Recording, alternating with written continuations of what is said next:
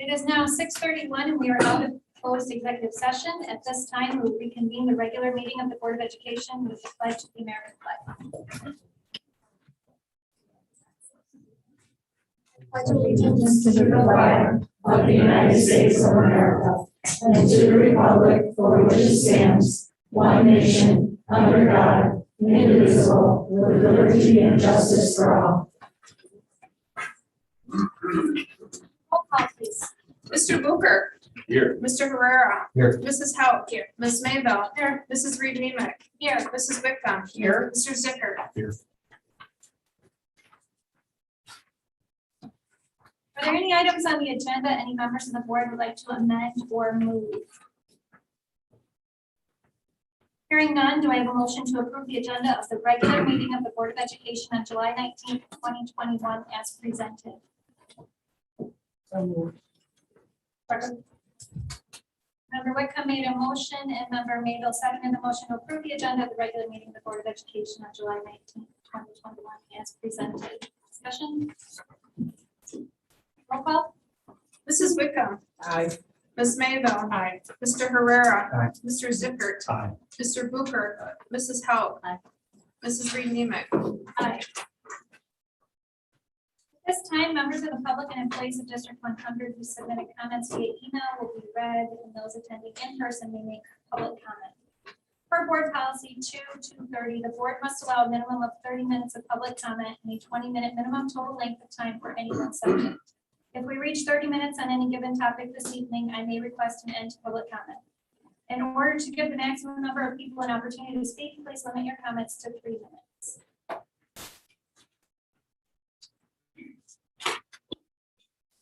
I received 3 letters to be read this evening.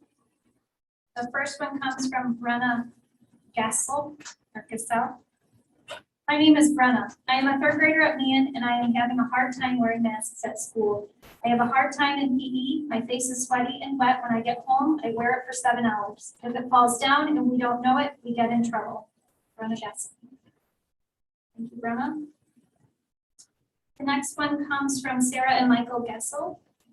Hi, I'm writing to District 100 School Board on behalf of myself and my husband. We are parents to 2 District 100 students at the elementary level. I appreciate that our concerns will be shared with the entire board. Parents should be able to make their own choice on masks in the upcoming school year.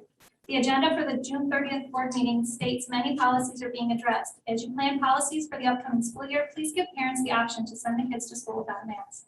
I do not want my children wearing masks at school. Parents should be given the choice to unmask their children. If District 100 allows parents to opt out of a certain curriculum for our children, then parents should be allowed to also have a choice to unmask our students. At this point in time, all of your staff have the option to be vaccinated prior to the start of the 21-22 school year if they wish to do so. It has been proven that our youngest population does not pose a great threat of spreading COVID to students and staff alike. My children came home with wet, dirty masks on their face. They were sent with several extra masks to use throughout the day. This is more of a health hazard to our children than anything. I encourage you all to read your mission statement and strategic plan. Here is the link for you to utilize. Masking our children does not support 5, safety and security, 6, social emotional learning, or 7, two-way communication. It is time for our parents, teachers, school board superintendents, and principals to stand up for these children that have suffered the most during the pandemic. District 100 needs to focus on our children and do the right thing. Be their voice and promote a learning environment to support all children and families. Please unmask our children. Nothing speaks louder than actions. Do the right thing. Respectfully, Sarah and Michael.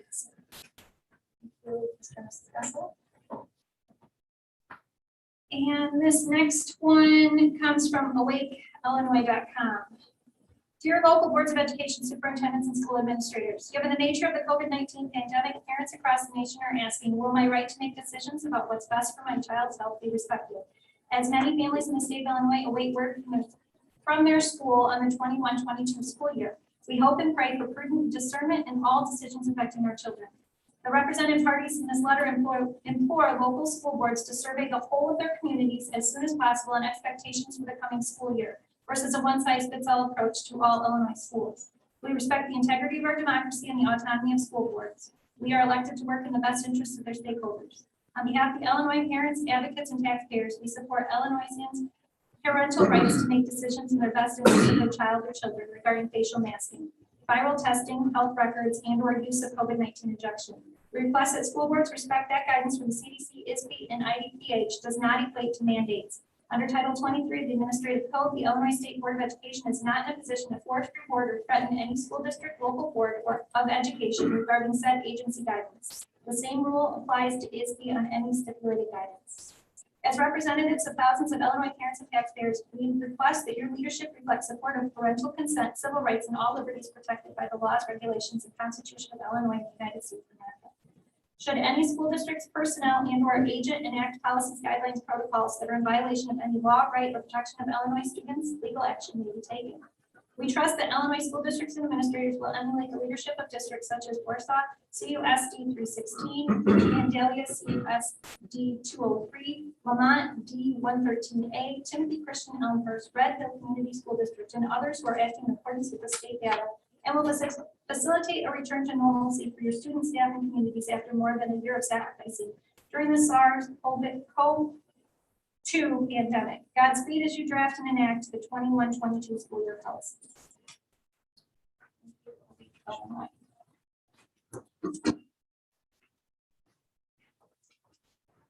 have the following individuals here this evening to speak. Stephanie Kinsel. I'd like to approach the podium.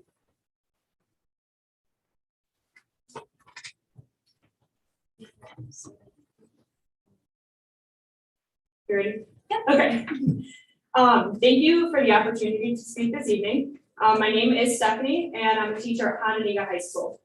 Though I'm here speaking tonight because I believe my students are no different than the students that are in this district. We all know this past school year was not easy on anyone.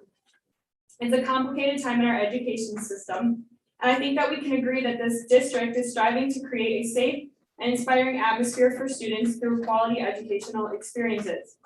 We are all striving for the same end, and our only difference is one of method and not of purpose. It's great that the new CDC guidance and therefore Illinois State Board of Education does not include a mask mandate.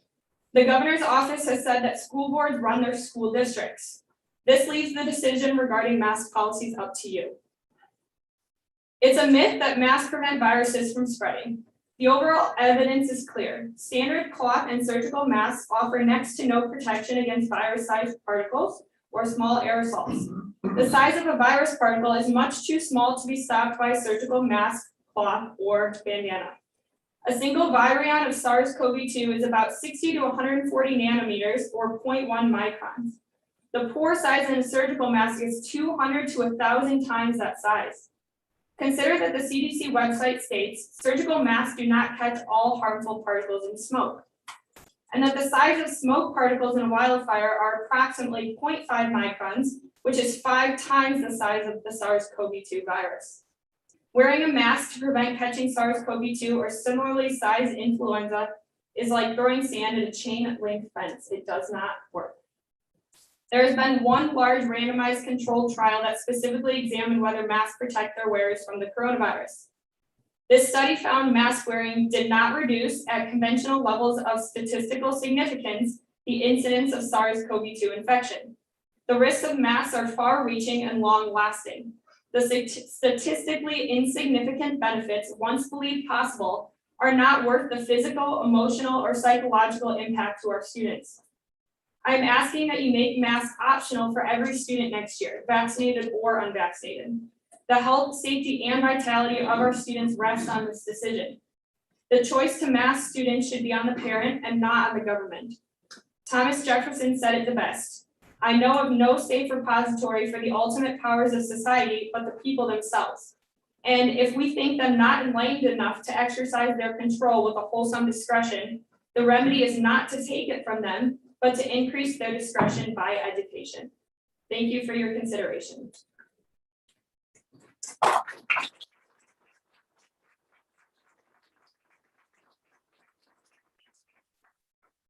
Next is Ryan Curry, who will be speaking on masking.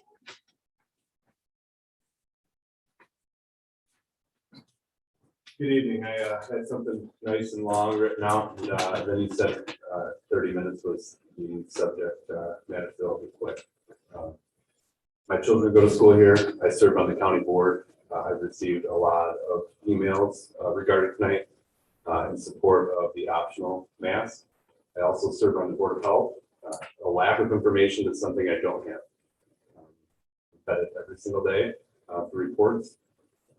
My little girl is the rule follower. So when she was on, we live out in the country, when she was on the computer and it broke or the Wi-Fi kind of disconnected, she panicked. I mean, I saw the mental issues that she battled, my youngest battled.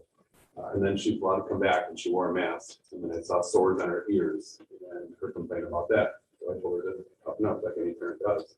But why should we have to tell our kids to toughen up? Okay. We had a good friend of ours pass away from the vaccine this year. Over this year, they've been labeled it COVID.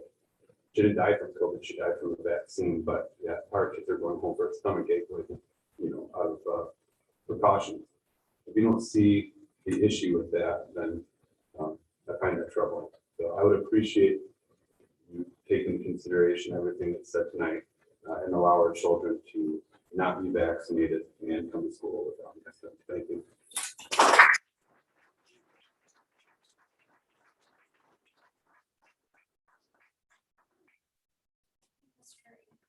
Next is Jim McElvin. He's speaking on masks as well.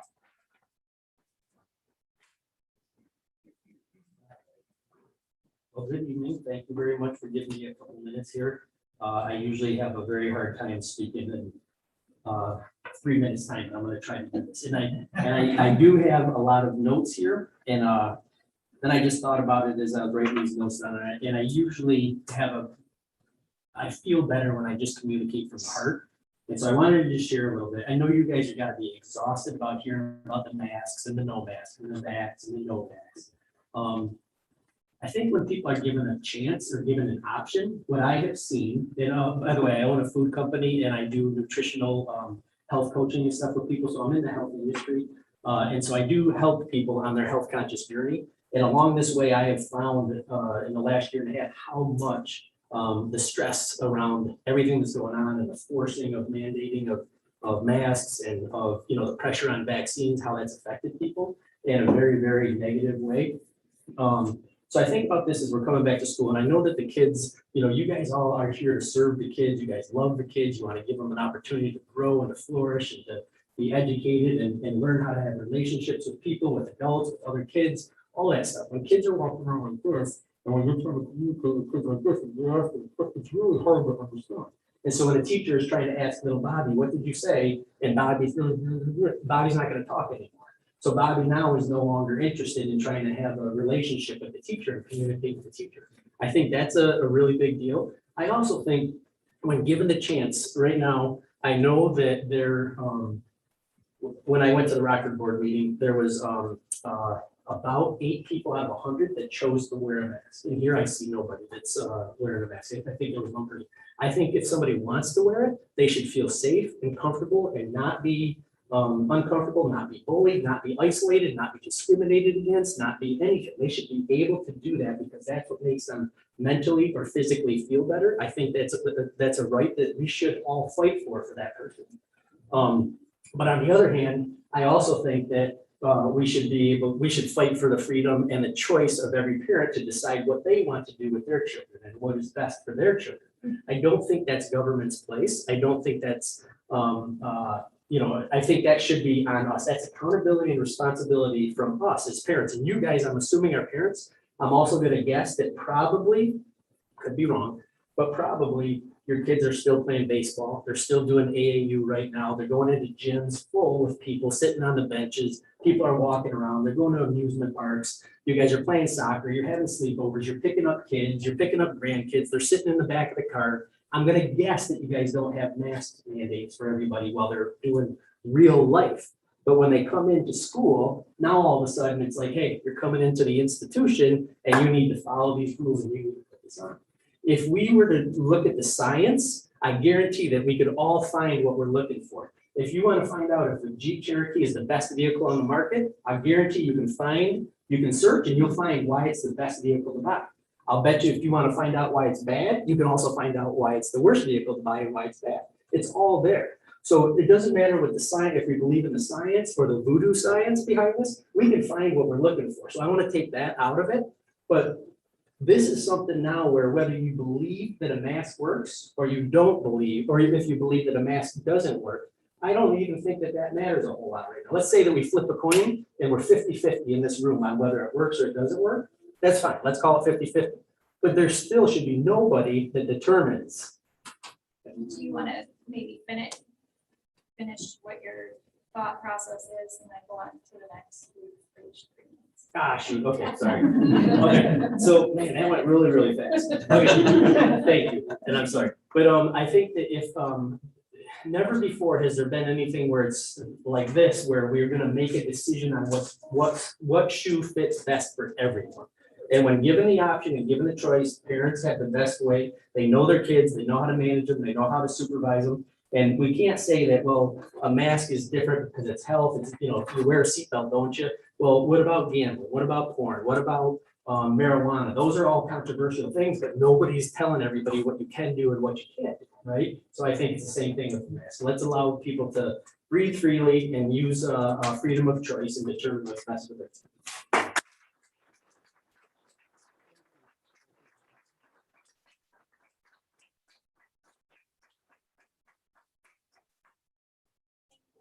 Elroy. Next is Jen Lashop. Will you speaking up next? Thank you for your time.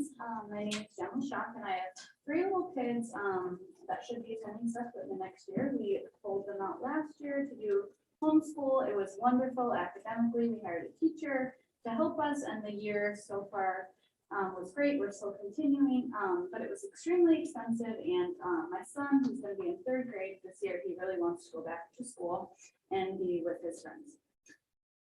So I'm here on behalf of them to urge you to take the stance that masks will be optional. You guys are all on part of this for a reason. I believe that you all consider the well-being of all of our children, otherwise you wouldn't be here. So thank you all for being here and taking your time. I really appreciate it. You're going to also be making decisions that are going to affect the health and well-being of our children, which I take very seriously, and I hope you will as well. Even if we disagree on the effects of masks, we've talked about that a little, or other people have touched on that, so I'm not even going to get into that because we may or may not disagree. There's no denying that they hide our children's faces, they hinder their breathing, they muffle their voices, and they disrupt communication. As parents, we deserve the right to make choices for our children. And I feel like the good news is that if we make masks optional, we are not taking away the right of another family or another individual to continue to wear the mask if that makes them feel comfortable. So while I'm not here to say masks are bad, blah, blah, blah, I want it to be known that if you take masks optional that route, you're going to not take away another person's right to wear a mask. And I think that's wonderful. we can protect them and not make us, the rest of us, be forced to wear one. I'm wrapping up here quickly. And then to touch on what Jim had said earlier, kids throughout the state line, my kids included, they're having a wonderful summer. They're going to swimming pools, they're doing sleepovers, they're going to camp, indoors, outdoors. There's so many great things that kids are doing now without masks, and that's wonderful. And I don't hear or see any of these kids getting severely ill from being together in big interactions, indoors and outdoors. Again, those are all maskless. They're not getting severely ill. And then one thing I wanted to touch on was how hard it's going to be to tell our kids, if you do decide to go masks, mandatory for kids who haven't been vaccinated, is how are we going to explain to our little kids that your teacher's not going to be wearing a mask and we're hearing her talk to us and then we're in the back and we're wearing a mask. And I think that's, I'll try not to get emotional here, but I just brought it up. So kids need to be interacting with their friends and their peers without their faces covered. I strongly believe that. And they need to breathe freely and not be muzzled. So I would appreciate if you guys would all vote maskless for our littles. Thank you very much.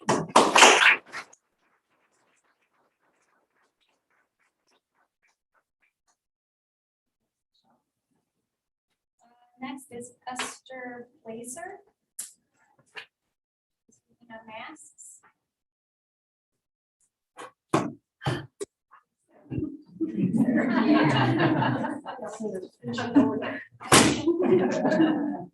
Thank you for having us all here today. Parents, grandparents, loved ones, alike, we're all here in support of our children and their ability to breathe freely, to see faces, to be able to both read and express emotion. There's so very much to it all. One of my children is autistic. Obviously, being able to see people's faces is exceedingly important. It's not easy for children to understand these types of situations, obviously. And it's definitely not easy when they have that kind of disability. It makes a learning environment exceedingly unproductive and disruptive to have masks. I am 100% for choice. I'm 100% for parents to choose whether or not their children need to wear masks. It is very important that we leave this in the parents' hands. They need to be able to know, because they know more about their specific child than anyone else, what is best for them. They know what their health risks are. They know, and that's a private information, right? They know what they need psychologically.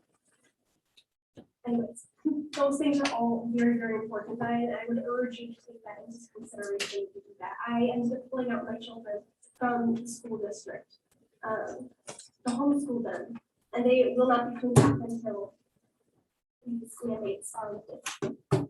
So with that said, we have collected a limited stack of signatures in support of mask choice for parents' rights to choose. And they have permission to approach the board and to get things too.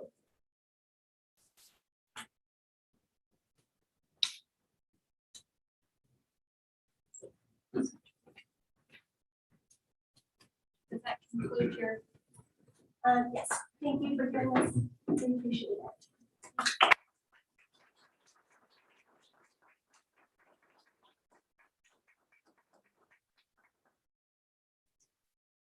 Next person is Rachel Spencer. Speaking on masks. I'm coming to you today as a concerned parent of elementary age kids. I'm concerned that my kids may be forced to wear a mask when they return to school. Why is that even being considered at this point? Kids aren't wearing masks most other places already, and those who are have gotten used to being around unmasked people. There are so many downsides to masks that may have been justified last year when cases were higher, adults were unable to be vaccinated, and the risk to kids was less known. We now have less than 1,000 new cases statewide out of 12.7 million people. Vaccines are readily available. We know that kids under 18 have a survival rate of 99.997%. We have seen other schools across the country go mask-free without significant outbreaks, and yet the mask policy hasn't been changed to acknowledge its new reality. I understand you're taking information into account from ISB, IDPH, and the health department as you decide your approach to masking in the fall. While those perspectives may be helpful, keep in mind that they do not tell you what parents and guardians want. They can't tell you how parents have weighed out the risks of COVID and the risk of the vaccine, which, by the way, is still not fully FDA approved. For all other types of risk at school, you have waivers and permission slips. Parents are allowed to give permission for field trips, bus transportation, medication at school, and so on. For all that, you acknowledge that parents are aware of potential risks and are taking those into account when they make a decision for their child. Why is COVID protocol any different? We parents deserve the right to make our own decisions for our kids. A growing number of Illinois school districts have already made the choice to make masks optional for all students. Do the right thing. Let parents decide if their student should wear a mask.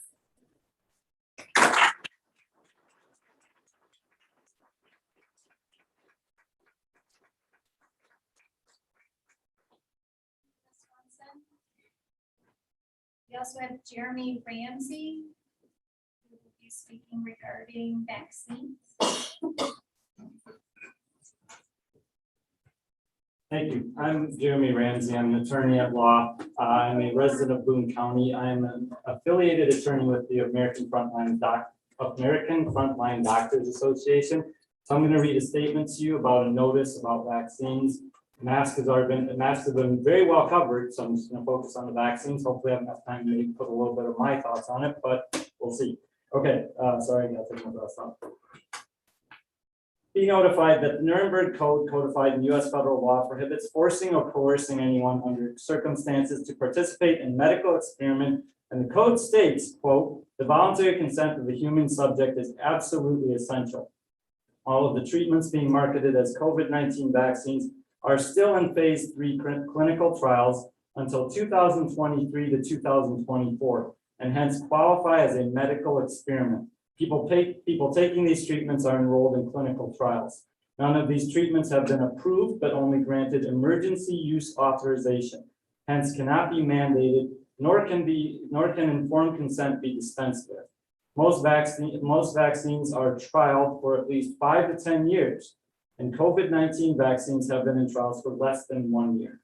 No previously attempted coronavirus vaccine, MERS or SARS-1, has been approved for market due to antibody-dependent enhancement resulting in severe illness and deaths in all animal models. Numerous doctors, scientists, and medical experts are issuing dire warnings about the short and long-term effects of COVID-19 vaccines, including but not limited to death, infertility, miscarriages, Bell's palsy, blood clots, cancer, inflammatory conditions, autoimmune disease, early onset dementia, convulsions, anaphylaxis, myocarditis, and antibody-dependent enhancement leading to death. Children and youth are at virtually no risk of dying from COVID-19 or transmitting it to others, but deaths and injuries to children and youth have already occurred in the COVID-19 injection clinical trials. There have been more deaths from COVID-19 vaccines as reported to the Vaccine Adverse Events Reporting System than deaths in the last 10 years from all vaccines combined. Breakthrough cases of COVID-19 infections in those who have received COVID-19 vaccines are on the rise. The trials have not been proven that COVID-19 vaccine prevents infection or transmission. Safe and effective treatment and preventative measures exist for COVID-19. Students are at nearly 0% risk of contracting and transmitting this respiratory illness and are instead buffers which help others build their immune system. Their overall survival rate is 99.97%. Children have already been exposed to unprecedented amounts of fear, instability, shaming, psychological trauma, and segregation through the COVID-19 measures, and are therefore even more suggestible than the developmental stage would usually entail. It is the job of parents or legal guardians, not of principals, teachers, teachers' assistants, school board executives, or other adults with influence on children to make medical decisions for them. As a parent myself who homeschools, and I'm very okay with that, I'm going to advise you that Article 4, Section 4 of the United States Constitution says that we are a republic. A republic means that you are servants of the people. We want you to do something. It is your job to follow through with what we are asking you. As a Messianic Jew, a Jewish man who believes in Jesus Christ, I'm going to tell you something I've told my clients since March of last year. I see the masks as the same mentality as the gold star that the Nazis put on the Jews. It is not about health. It is about compliance and about putting segregation into people. I'm asking you not to do that, and I thank you for your time.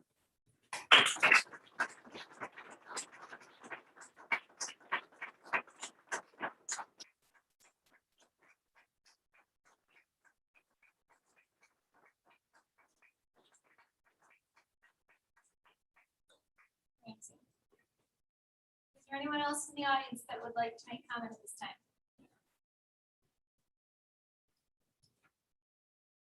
Okay, at this time that would conclude public comment. If everyone can speak. This time we have our Board of Education Committee reports.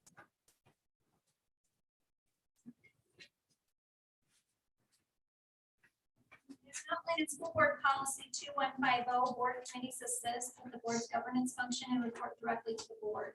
Committees may include board members and non-board members, and members of committees are appointed by the board president. Committees may not take final action on behalf of the board, but may review, research, and discuss a number of school-related topics and make recommendations to the board. I'd like to thank the District 100 staff for the overwhelming number of volunteers who responded to serve on a board committee. A list of the committees and their current membership has been included with the agenda on board docs this evening. As a reminder, regular board meetings and board committee meetings are open to the public, and dates and times may be found on the calendar on the district page at www.district100.com. Curriculum committee meeting. Mr. Zickert, do you have anything you'd like to add or highlight from your curriculum committee report? Yeah, just really briefly, there were items talked about, I listed in the report, a brief summary of what we talked about. First one was focus areas for curriculum work. Mrs. Bauman talked about. Basically, they were highlighted by things for the most part that we routinely look at for curriculum review. Social studies state standards were talked about. Basically, because there will be probably some new changes in the state in the coming future, that the state standards would be, when they are developed, our scales and our learning objectives for them will be put on the district website for the public to view, so they're aware of what we are teaching and what the educational goal is, what the educational objective is. We did talk about Esser funding, and again, the discussion on Esser funding, which is basically the money that the government's giving us as essentially, which could be considered COVID relief. We got a considerable amount of money. All total, it'll probably be somewhere upwards of around 15 million. So it's a pretty considerable amount of money. We did talk about effectiveness of interventions, things that we do to aid children who are not progressing at maybe the level they wanted to, and whether we're examining whether those interventions we use are effective or not, and what we can do to avoid that. Those are probably the major highlights of the report.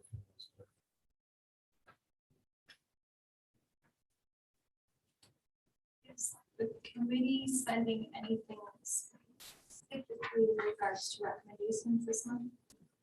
No, what we did, well, the reason I put it on the agenda was twofold.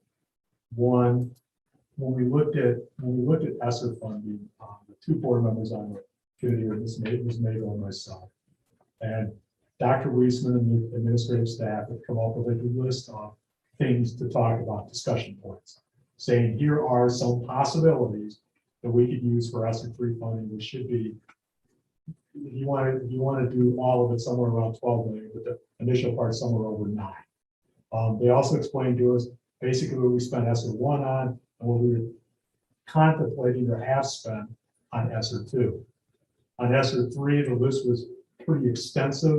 Dr. Weisman had asked me to poll some of the board members to say, what are some of the ideas that people have coming forward with this, that we could use the money so we can develop a plan.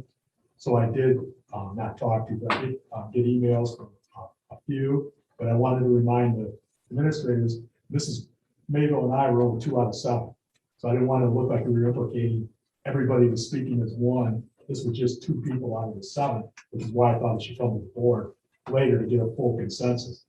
Some of the things we talked about were ESSER funding was fighting what we call COVID deficits, which is things that we thought students lost during the pandemic, academically and other areas, that we thought we could use some of that money to supercharge the recovery period for that. We also looked at things that we wanted to do already in terms of academically for the kids in other areas that we wanted to do long-term, but we could use this money to let us catch up short-term and then have sustainability later on after that money ran out. Third thing we wanted to look at is we wanted to look at something that had some sort of what we would call an education progress monitoring along the way, that if we're spending this amount of money on this, if we're going to do these programs, how do we know they're working all the way? And we can use as benchmarks along the way to see if we're having success or not, to decide whether we need to change course or whether we need to change how we're implementing the program.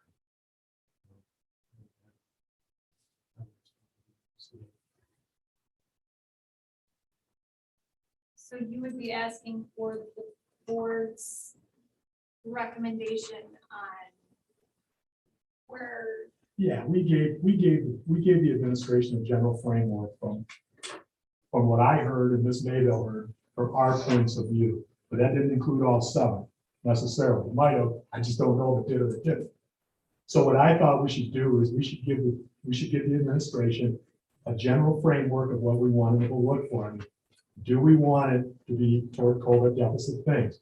Do we want it to be things that we can monitor along the way to see if they're successful or not? Do we want to look at things that have the most direct, I mean, another thing people mentioned I was missing, I mentioned this in the beginning, that have as much direct effect on students as possible, that actually involve, or actually touch students as closely as we possibly can to aid them in the recovery from whatever learning loss they had in the last year and a half. So I guess that's what we were looking for. That's why I recommend the cover. does anyone have any other questions? Maybe do you have anything? I do not. Moving on to policy committee, Mrs. Whitcomb, do you have anything you would like to add or highlight to the policy committee report? No, the policy committee exists to review and create when necessary or make modifications to policies, which is how we govern, if you will. And there's a large number, I think that's because we're the best committee, I'm just saying, that is coming forward out of the press release, which is an organization that exists through the Illinois State Board of Education. And they provided all of these, we reviewed them, we looked at the modifications as they suggested. And these are all coming for first reading. There are some that will come up later for a vote because they're present for second reading, but nothing really to add on any of them specifically. Mr. Herrera? I have a question. At the very end of your policy committee update, you talk about the policy 7270, the administering medication to students. And you said that we've received additional from our insurance vendor. Is there is the committee trying to figure out if there's liability issues for our nurses if they Yeah. dispense? Yeah, some of the guidance that exists indicates that it can only be administered by licensed medical personnel. Oh, And that's not currently how we operate. We have coaches that are, could administer an EpiPen. And so before we, they'll have a nurse with them when they travel on. So yeah, dissecting, I don't know, Bill, would you say, there were copious amounts of pages that were provided and we get just, quite a bit of information. We get Yeah. single kind of- yeah, divide and conquer. There were, do we anticipate there's a difference liability wise? Because,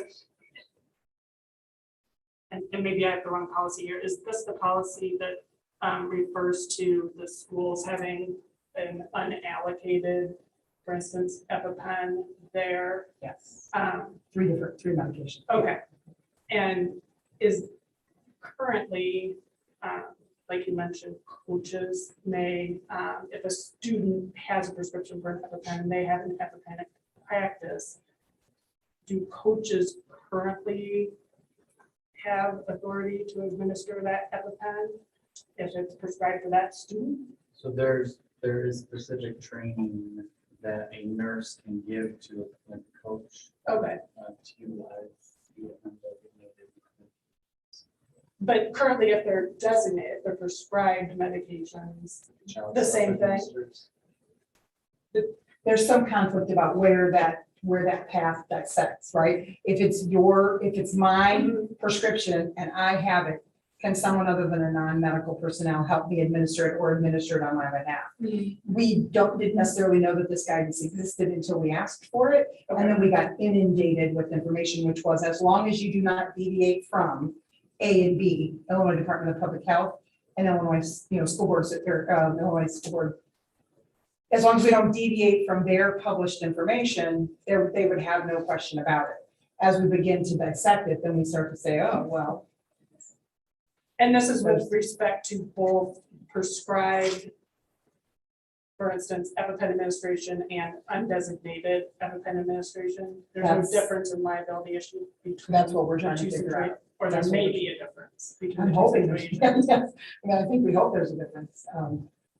But yes, I mean, there doesn't seem to be a difference, a distinction without a difference. Mhm. So that's kind of where all of that's coming down to say, where do we land on that? And then to walk the question back to say, okay, we asked the question framed in the undesignated medication question. That's the question that we asked for these undesignated medications. So in reviewing information and starting to pull it apart and read it, and we're saying, well, is that a question we have to ask?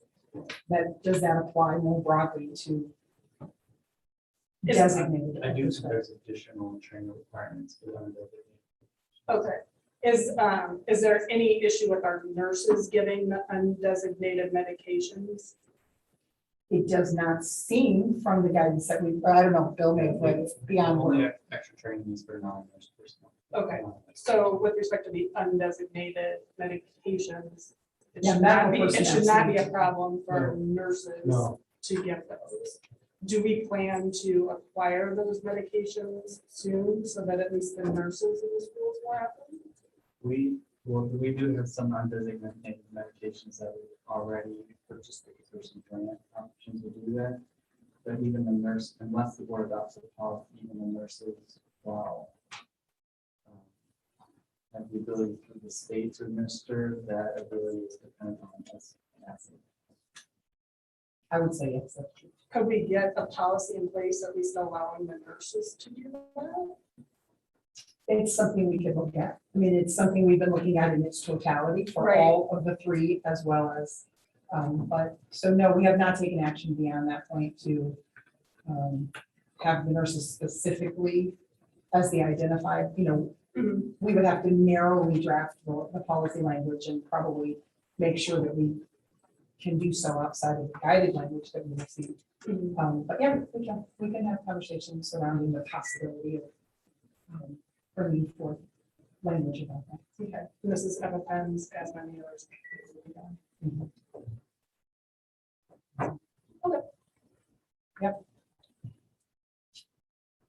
Mrs. Wickham, has there been any information or any indication from press, ISD, there could be policies in regards to health-related policies that have come out of COVID?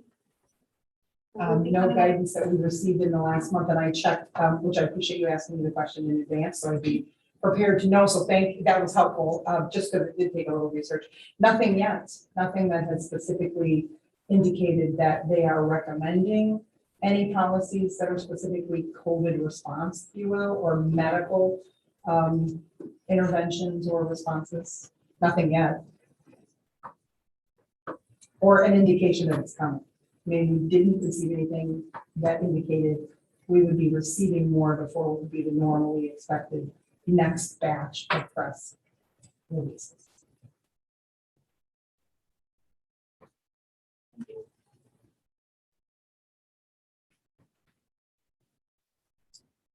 First reading of policies. The following policies are being brought to the board this month for a first reading. Policies listed as 4 through 21. Policies and the board members would like to discuss or make changes or comments before they come back next month for final approvals.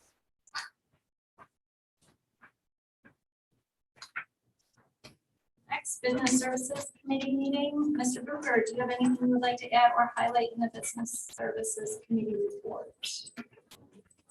No, we just sent 2 areas back to the curriculum, based on just looking for more detail.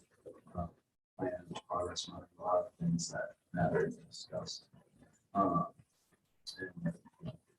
this Esser Funding is a very big area. Obviously, it's a big discussion, and it needs to start there. And just kind of always get our heads around that and go back to school plan. Yeah, more detailed plan, progress monitoring, direction, all.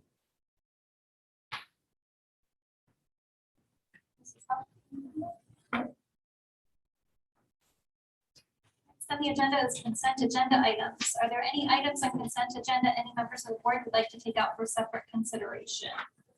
Yeah, the social media program.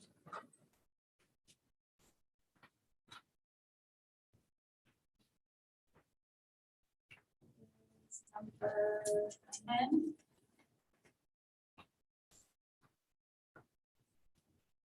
And I don't want to take an item out, but if I could just make it.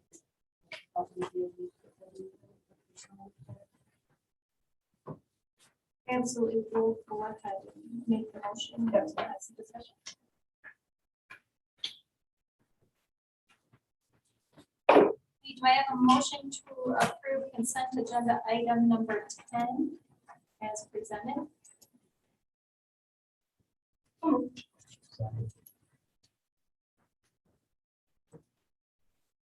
Discussion? Discussion on the social media coordinator position for consent agenda. So I'm just wondering what's driving the significant change, right? We had, it was a salary position at a X, number of dollars, and we're now looking at changing that from a full-time salary, or not salary, but full-time administrative position to a very part-time at only 5 to 15 hours a week. What's driving the need for the change and the significant reduction in the items that are considered to be their duties or responsibility? I mean, obviously it's a part-time job, so we couldn't have as many expectations, but what's driving that? So mostly as we move forward, looking at declining enrollment, trying to consider areas that when they naturally come up, possibly decrease the size of our central office staff. They very much something we like to experiment with.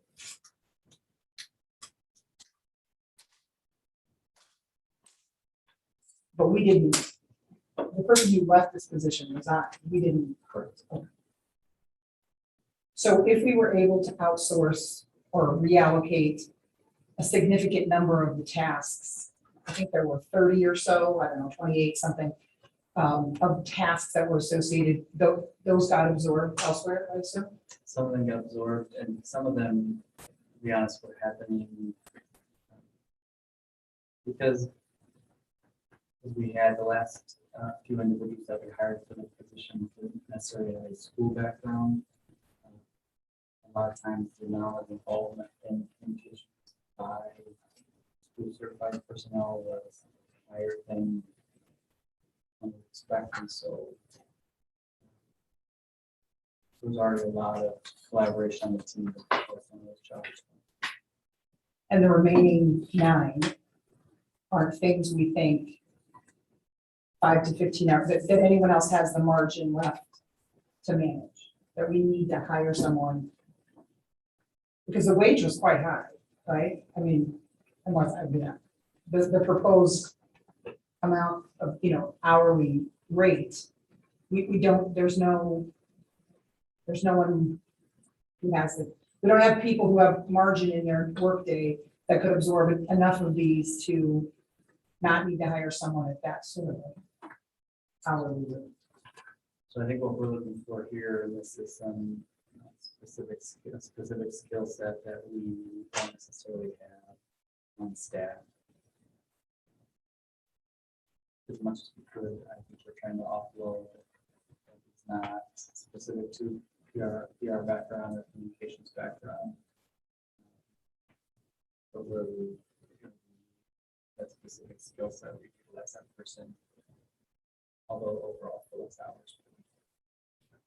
And we refund our PR. District has on occasion utilized third-party firms for projects. A couple years ago, maybe it was a couple years before I joined the district, I redesigned the website and used a third party. I think that's a consideration for Henderson. Yeah. Done the project work. What sort of rate did we pay versus the substantial amount of hourly proposition we'd be paying someone for the limited 5 to 15 hours a week?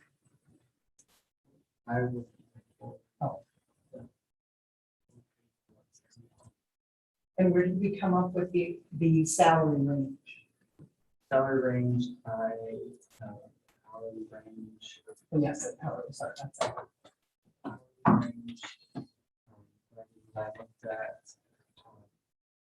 large and district association averages. Look at the average LUDA rate for communications director, coordinator, 10% up and 10% down on the day rate.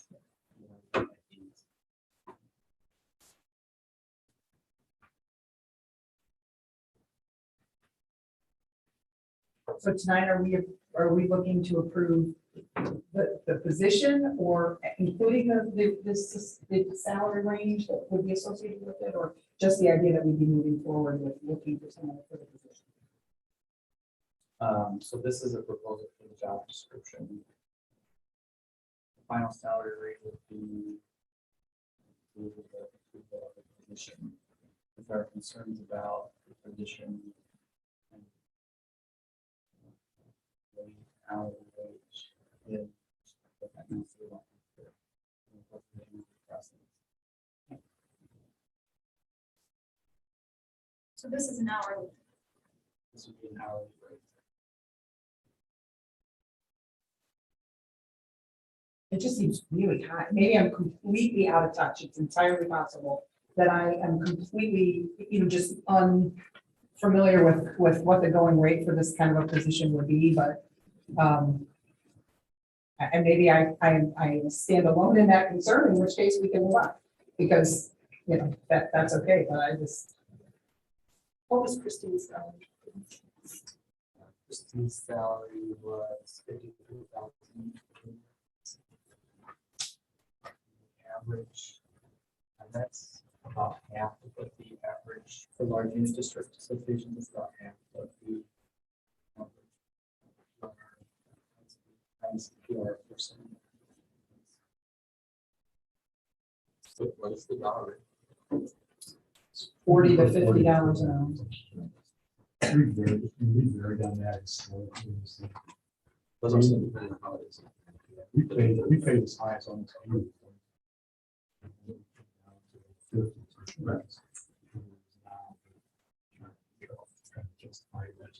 Historical. I think Shannon. Yeah. Shannon was supposed to be. Yeah. But then when we hired the next person, we hired her. So it's quite a lot. Yeah.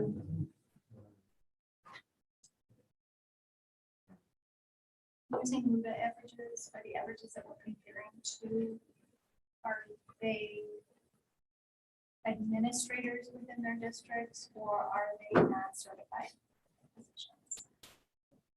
Are we like comparing apples to apples here? Is Luda all administrative?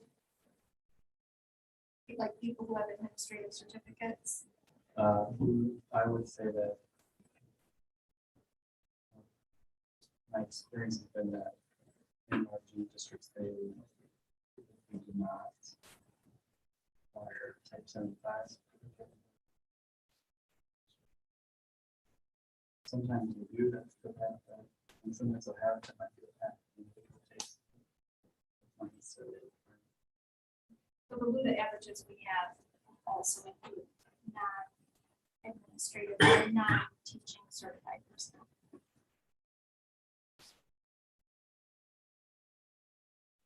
Any other discussion? Roll call, please. Ms. Mayville. Aye. Mr. Zickert. Aye. Mr. Booker. Aye. Mrs. Whitcomb. Aye. Mrs. Howe. Aye. Mr. Herrera. Aye. Mrs. Reed Nemick. Aye. Okay, motion to approve the remainder of the consent agenda items, those items being numbers 1 through 9 and 11 through 13.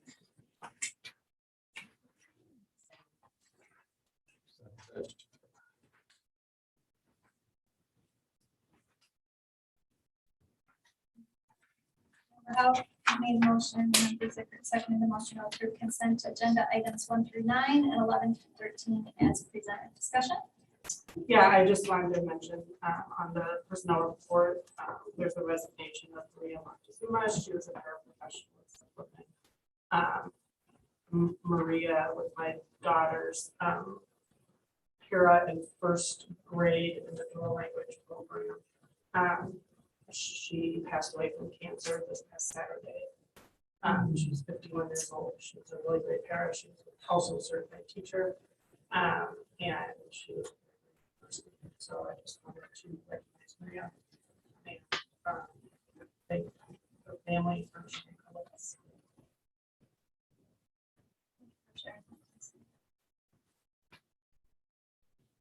Any other discussion?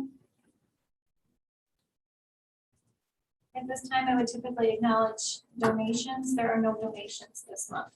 Roll call, please. Mrs. Howe. Aye. Mr. Zickert. Aye. Mrs. Whitcomb. Aye. Mr. Booker. Aye. Mr. Herrera. Aye. Ms. Mayville. Aye. Mrs. Reed Nemick. Aye.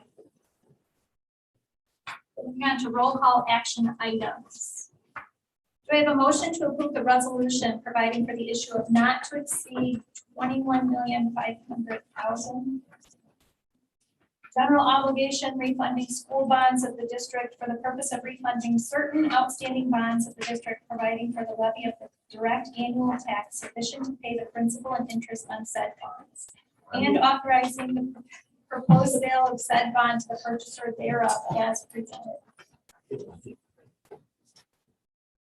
I move. Second.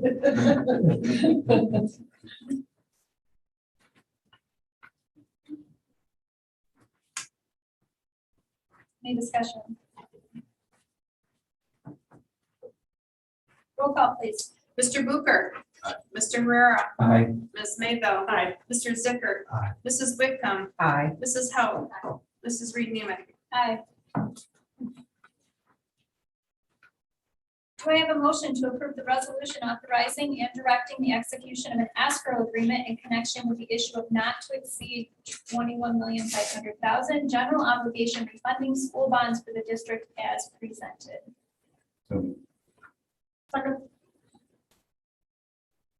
Regarding discussion, I'd just like to add that this is something that we have been discussing for the past couple of months in regards to proceedings. So we are just moving through this month with what we are discussing. Yep, I just wanted to thank Dr. Brown, over the years, he's brought these options to the board a number of times, and saved the taxpayers tons and tons of money. Most of them don't realize it, but we are, I'm pretty sure the 7 of us would be qualified to do this work. So we rely on them to bring these suggestions to us. To her point, being a newer board member, I've seen what he's done. He's done a great job. I was like a 1% finder's fee. I'd be retired right now. Then no. We'll save about $2 million. So this is kind of like refinancing a mortgage when the rate's growing. So that's essentially what we're doing, taking advantage of the current market rates that are fund and pay off the bonds. So it'll be about $2 million savings.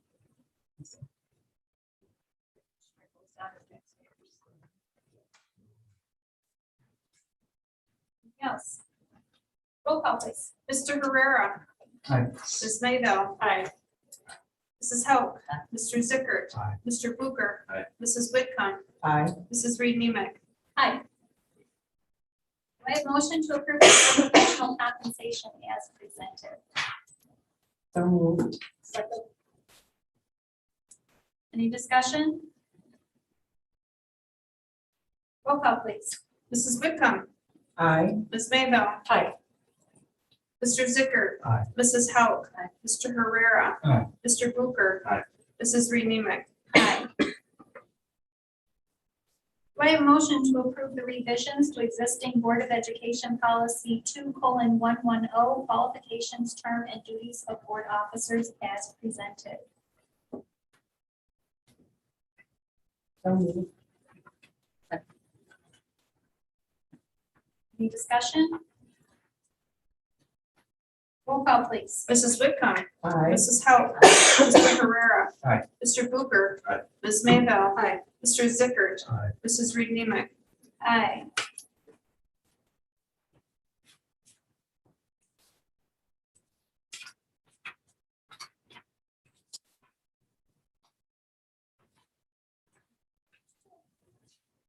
Motion passed. Do I have a motion to approve the revisions of existing Board of Education Policy 3:50 administrative personnel other than the superintendent as presented? So moved. Second.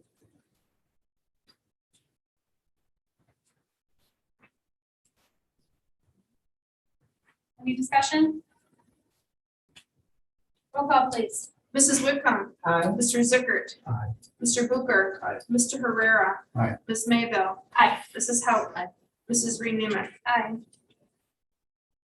Passes. Do I have a motion to approve the revisions to existing Board of Education Policy 6:280 grading and promotion as presented? So moved. Second. Any discussion? Been pondering this. I know we had a long discussion about this at the last meeting. And I would love to, we're gonna make a big change in our policy with this. I hate to see it before 3. And I thought a lot about what both sides wanted to accomplish by changing the policy and what both sides' concerns were with the other side's positions. And if well, I'll start with me. I know my concern was that changing the policy could make it very subject to the board's whims with respect to grading policies. The grading policy could change yearly, which I think is not great. And that you would have 7 people, so our present board, 6 of whom don't have any background in education, determining what the district's grading policy is.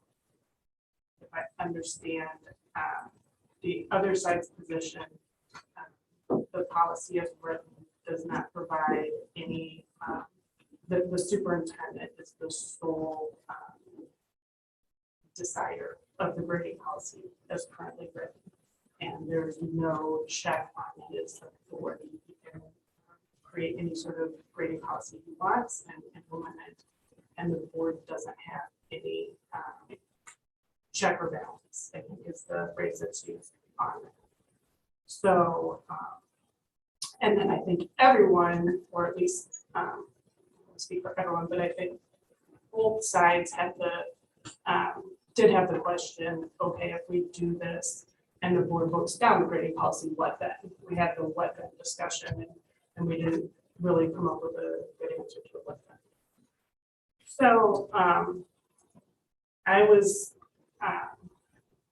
so I thought about what could possibly address all of those concerns. And I wonder if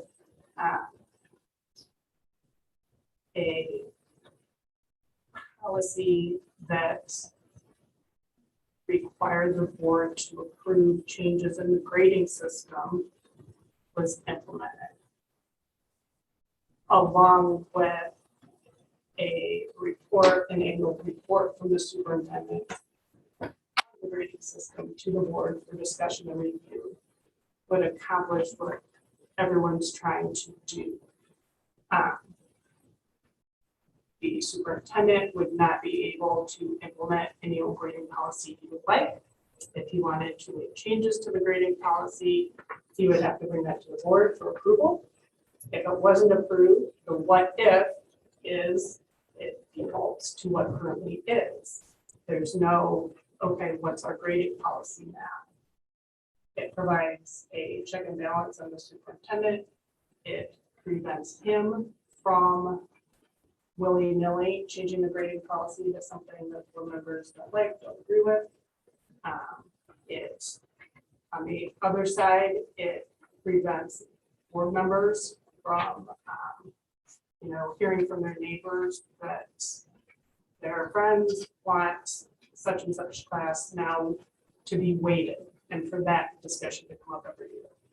It sort of meets the balance of, it provides a true check on the superintendent. It provides a check on the board. It gives an answer to what then if the board doesn't approve a change to the grading policy. So I wanted to throw that out there for discussion and see if that addresses people's concerns with the current grading policy. I was just gonna think this does just that. I think what the difference is that the board, under my proposal, the board, neither party alone changes the grading policy. In the current system, what it is under the proposal now, like I said, if I vote for this, I'm not voting for change. I'm voting for accountability. I'll worry about change in November. Right. And I hope I'll be honest, in 4 years, I hope I never have to vote for it one time, ever.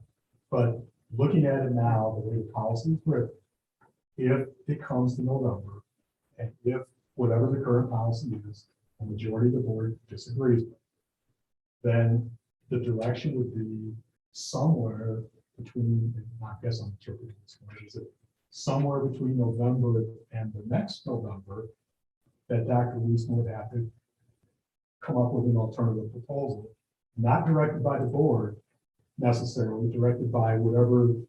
There's nothing in there that says if the board disapproves it, they have to approve the next one. Right. So you're gonna go all the way to November the next year, which means now you have, in theory, you could have the current policy with a minor tweak in place for 2 years in a row, for the most part. Because this, whatever is voted on in November isn't gonna happen this year anyway. It wouldn't happen for the following school year of 2022-23. So then let's say it gets to November of 2022. Dr. Weisman comes up with a proposal that people either like or they don't like, the right parts of it or don't like, whatever. But he made a tweak to it. He made whatever he thought was appropriate, or whatever he wanted to. Then that policy is going to be in place wherever it is until the following year again anyway. So I mean, there's really nothing that the board, there's nothing in there that in that policy that I can tell that the board has the authority to say, this is the grading policy we want, this is the one you're going to do starting next year. And unless I'm misinterpreting it. The way I'm reading it, Yeah, that's not it the way does I say read it. that the board votes to approve its continued use. Right, so if we don't approve its continued use, and we say, here's what we want, and that's what we'll approve, bring us what we want, that's what this allows for. See, I didn't interpret it like No, I that. don't either. I interpreted it like, Is that what it allows for, Dr. Eastman? Seems to me like it, in November, I have to bring to you a grading system that I need to get approved in order to. the only reason I disagree with that is that I think it would be impractical anyway, for logistically speaking.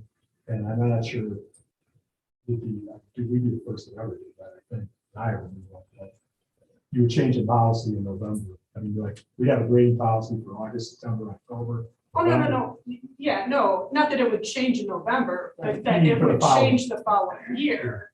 But we could, every year, the board would tell him, here's what we want the grading policy to be next fall. If that's not what you want, we need to change this wording, I think. See, I That's think- what this says. See, I think I interpreted the wording to be that he would have to come up with,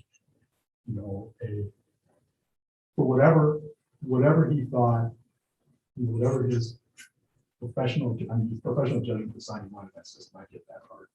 But I mean, obviously, if you got to that point in November, there must have been some unhappiness with something. Maybe part of it, maybe a lot of it, maybe a really small part of it, I don't know. But something would have to be changed between then and the next year, whatever it was.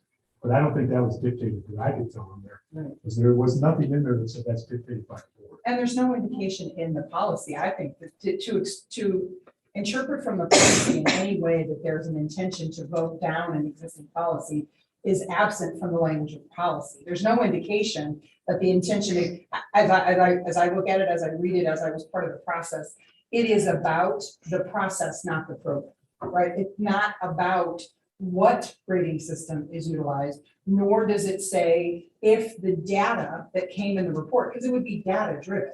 A report would be provided. We talked extensively at the policy committee level. Dan talked about, or Dr. Eastman talked about the school report card numbers and those coming in and all of those being predictors of the way in which it's doing its job, right? That system is working. And so it's a pretty brief conversation. As I see it, it's a pretty brief conversation. Here's all the data that says, yeah, it's working. And yep, keep right on with that particular program. If for some reason he came with an alternative set of data that said, it doesn't work, his team would already be looking at something else anyway. I'm sure they wouldn't be bringing something to say, oh yeah, look, we can see based on the data that we're going to provide you with this in this report, this grading system, it isn't working. We're not meeting the benchmarks that we intended. I would assume he and his team would be looking at possibly using the, it's not called trial, I can't think, pilot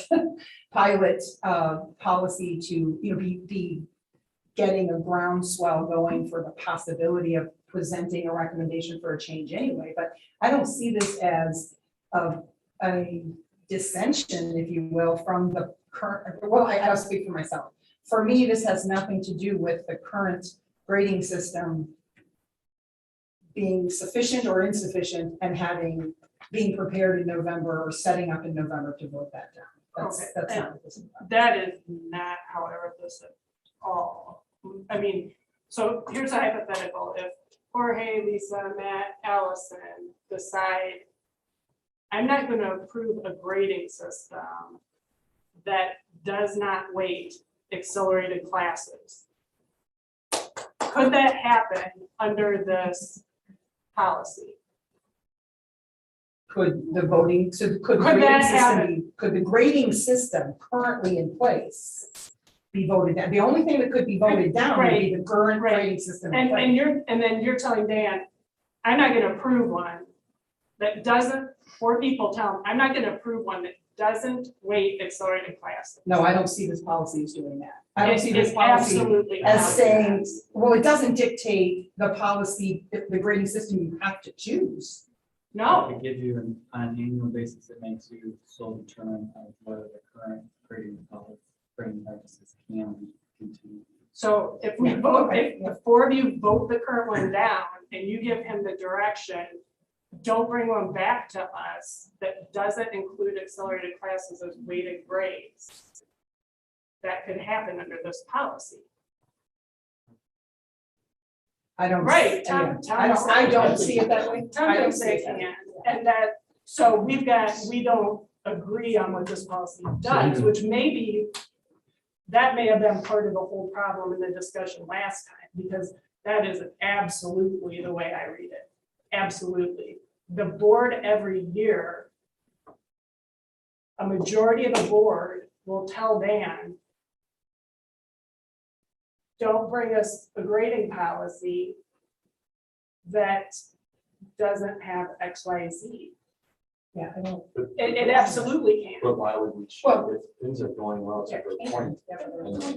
But I don't think you want to, I don't think we want to, I think we all want to be very clear about what this allows the board to do. It was. And make sure it does what we want it to. Right now, there are no checks and balances. Right, so None, zero. what if, That's, in my opinion, very bad. And I think for most people and the taxpayers, that's not a good thing. And that's Sure. how this came to be. It's not a certain thing. And it came from many questions I asked many people. And every single one of them told me, no, there is no checks and balances. Who's watching this? Who's monitoring this? Where's the progress reporting? Where is this? And I got none, none, none. And so we need, I don't see why anybody would be against having oversight on our children's education. It's Okay. just, here's the thing, what's the check and balance on the board then? If we have 7 switch it, people. I can't do anything myself. You can't do anything Okay. yourself. And all of us have to agree. We're Right. 7 different people. When we're representing all those people and all the people that elected us to get us here, Sure. which is what we should be doing to whoever spoke to that. I totally agree, is we should be here representing what the community and the taxpayers and the students and the teachers and the workers want. Yep. And right now, we don't have a system. We should. despite And the it should be fact, done every year. And we had the nice lady from, where was she?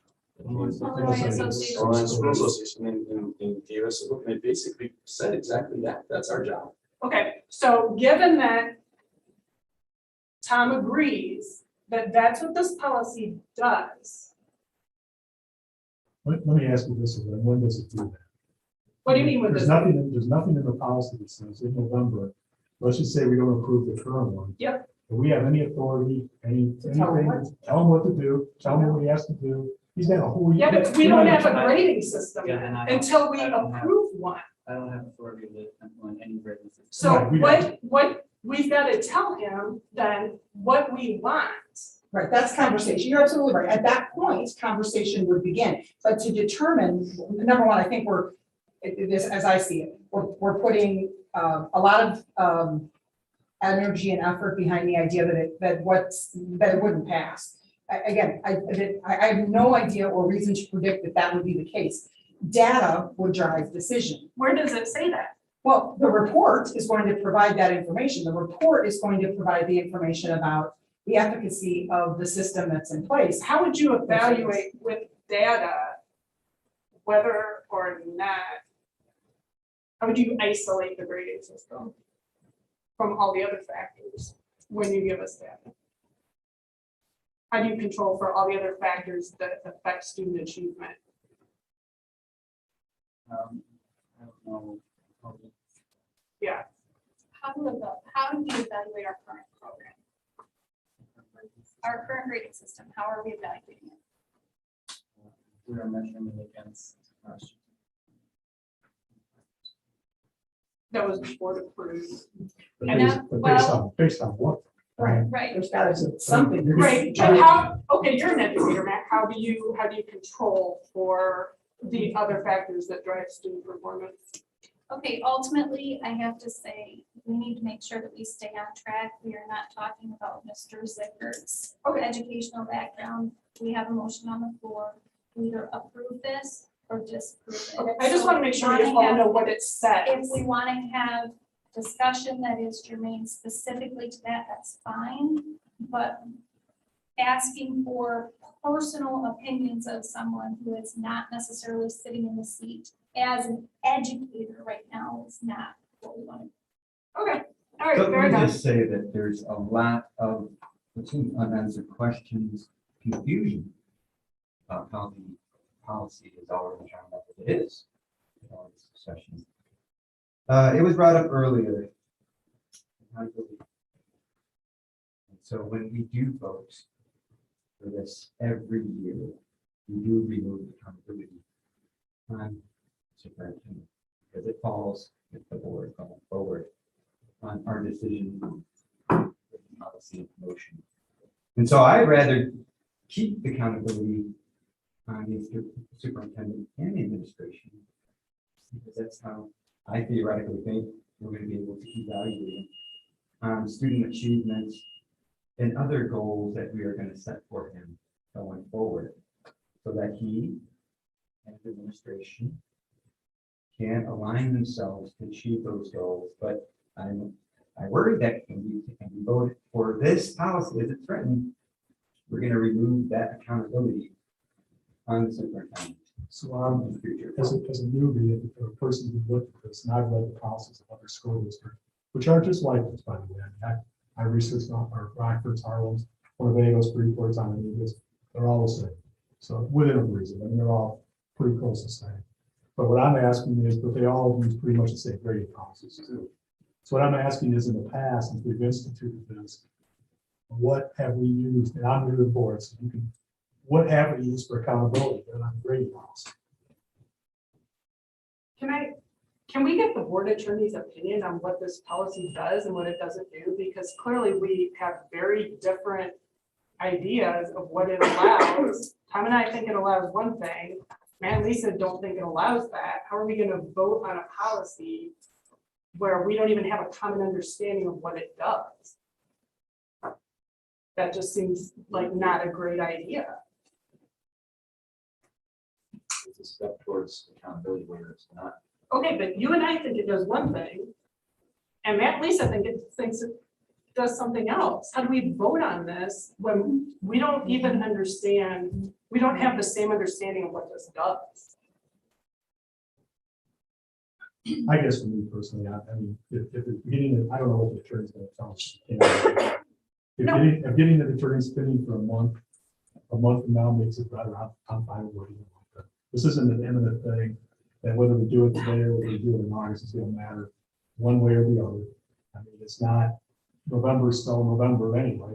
So How does it? I don't know what we're going to ask the attorney, but there's a question to ask him that would clarify this. I'm fine with it. Well, I last think we month just- we had discussion in regards to, can we change a policy? How often do we veer away from the past? Do we create our own policies? Is that even an option? And at that time, I asked Dr. Wiesman, does this have any issue with legal? And at the time he said, I don't imagine it would. Oh, I think written it is legal. I think it's fine as written. It's just that, I don't know what you think it says. Lisa and Matt thinks it says something different than Tom and I do. And how do we vote on a policy where we have different understandings of what it allows the board to do?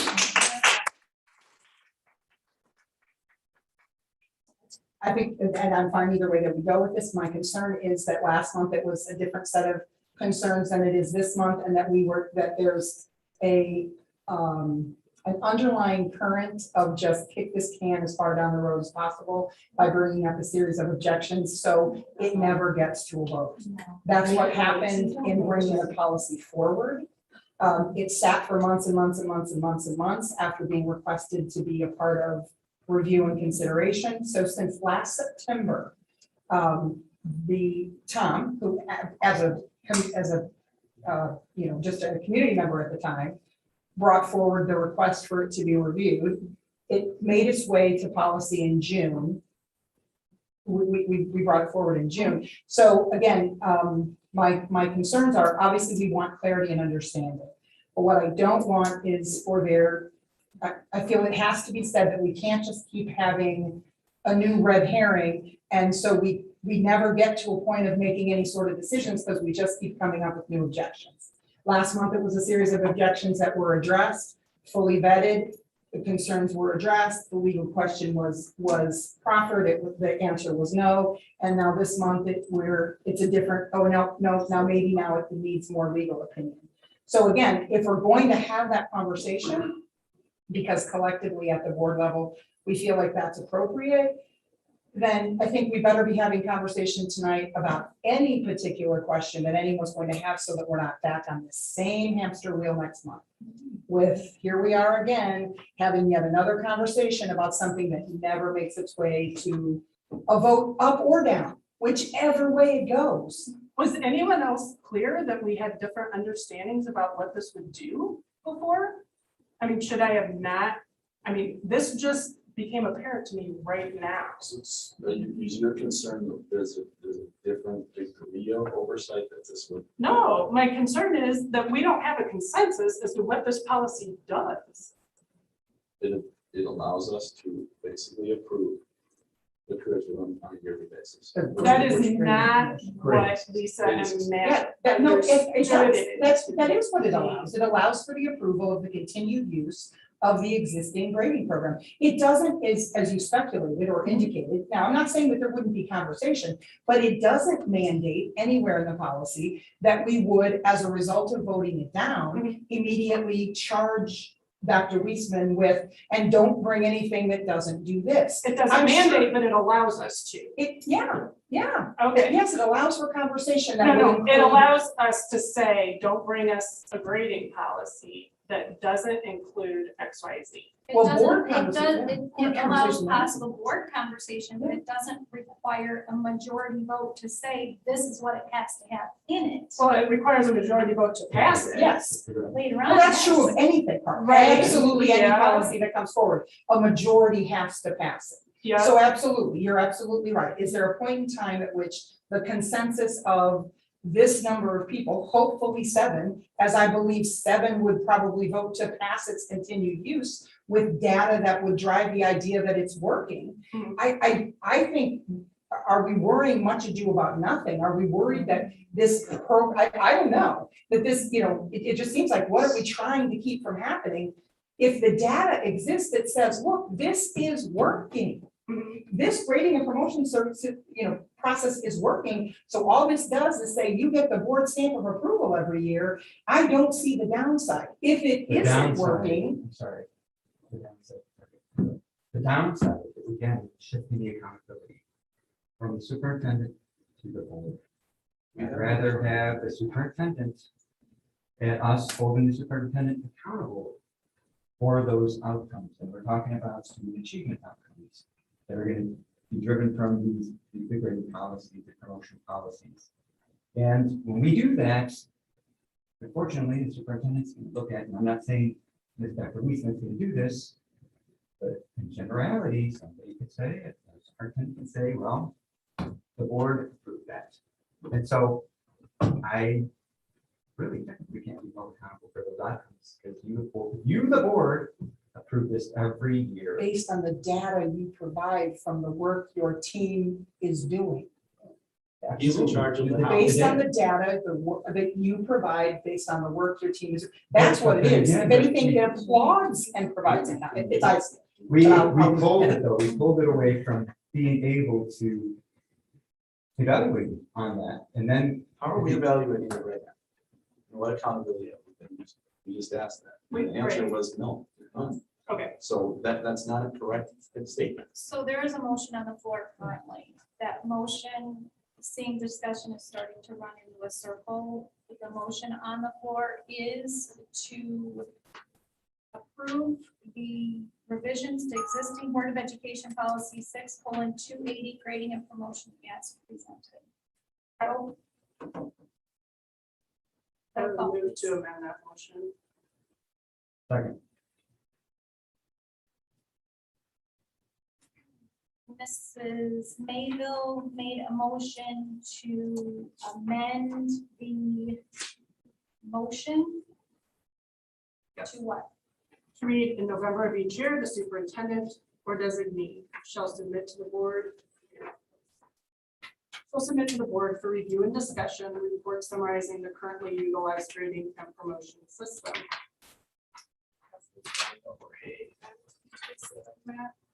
If the superintendent or designee recommends a change in the system for grading and promotion, it shall be presented to the board for consideration and approval prior to implementation. The system shall utilize common grading philosophies and practices for reporting academic achievement to students and their parents, guardians.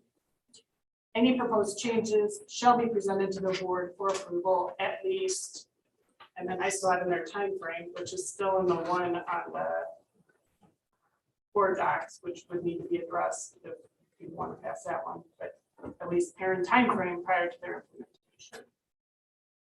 So under your proposal, what, let's say for whatever reason, somebody was unhappy with the current system before this proposal, for whatever reason, what would be the accountability? What would be the ability to be able to do anything?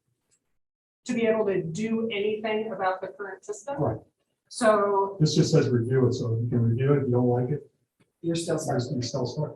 well, on the one hand, if I believe this is a balance between 4 board members demanding that we make particular changes to the grading system, perhaps on a yearly basis. We're voted in every 2 years staggered. So you get a group of parents who wants accelerated classes weighted. You get 4 people in, they won't approve a grading system that does not have that. This policy allows for that, not the amendment, but the policy as proposed by the policy committee.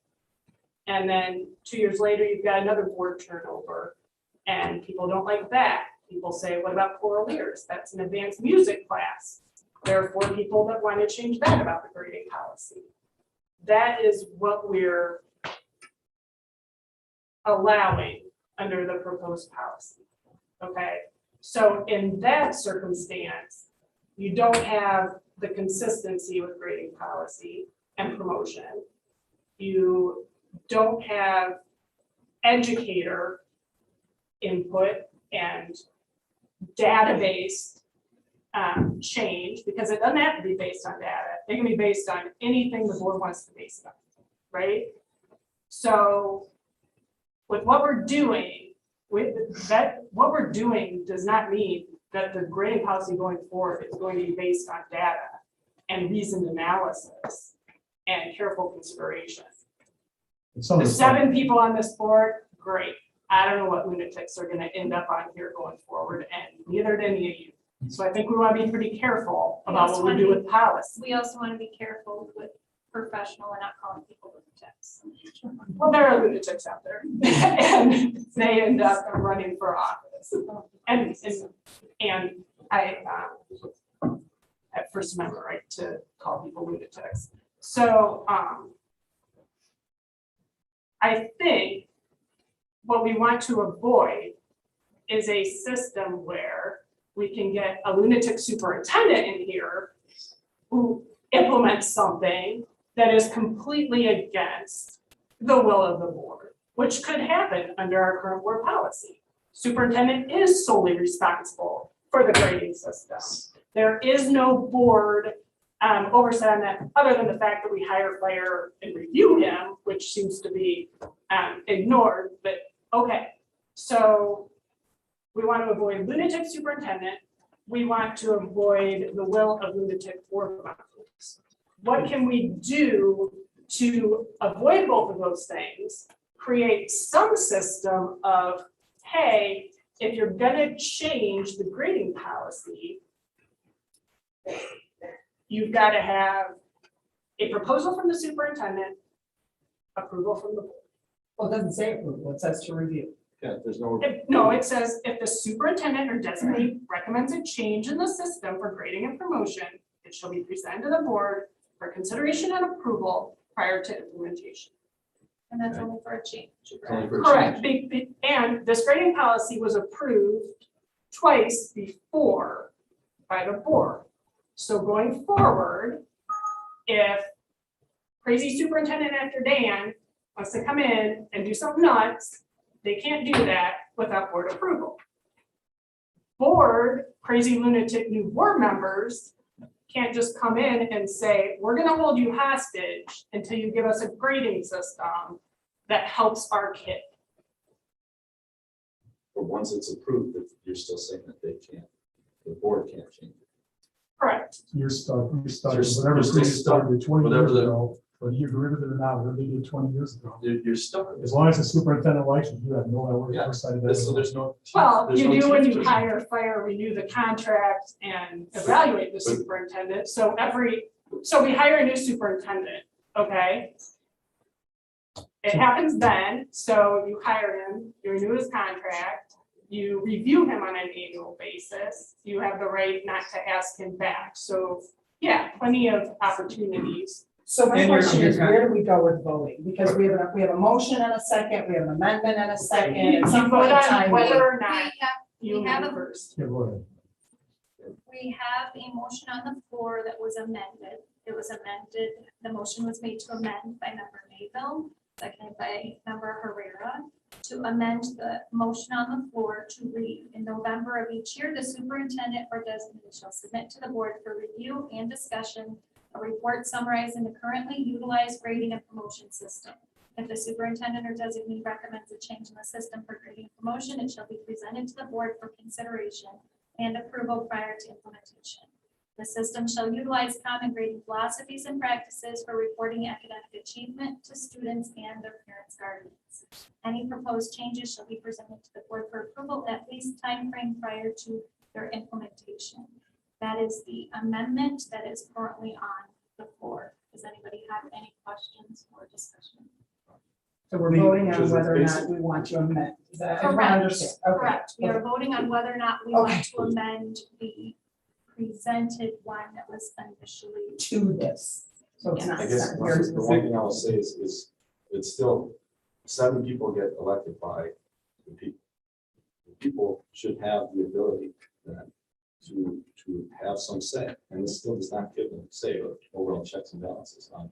It doesn't make hire, evaluate, fire, renew the contract of the superintendent. So also, when we look at the, So when we you look just at, have the- this contract. that you well, we said, look at we- evaluating his annual goals, which we're gonna discuss later on today.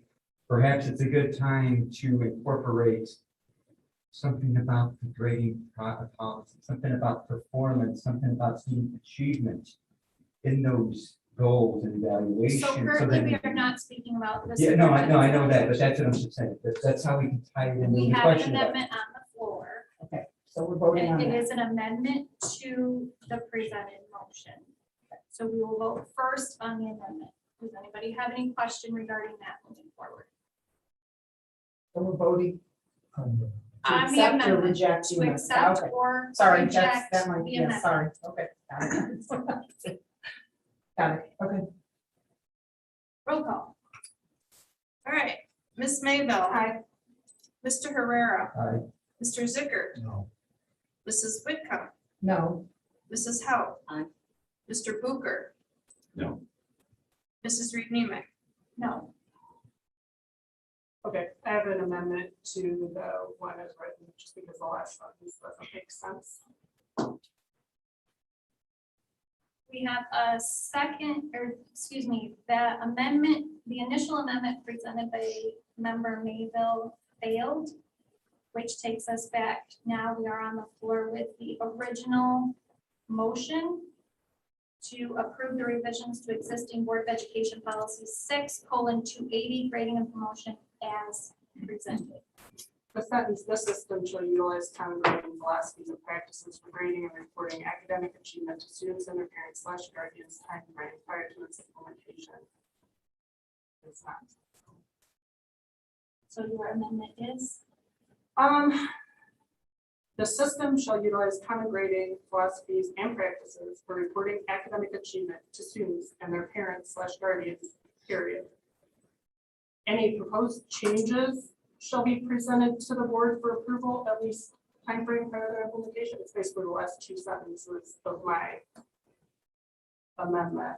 I don't know if that's what you're trying to say or not, though. I'm not entirely sure what that sentence is trying to say. I interpreted it as the last two sentences of my proposed amendment. And then I think we should fill in the time frame.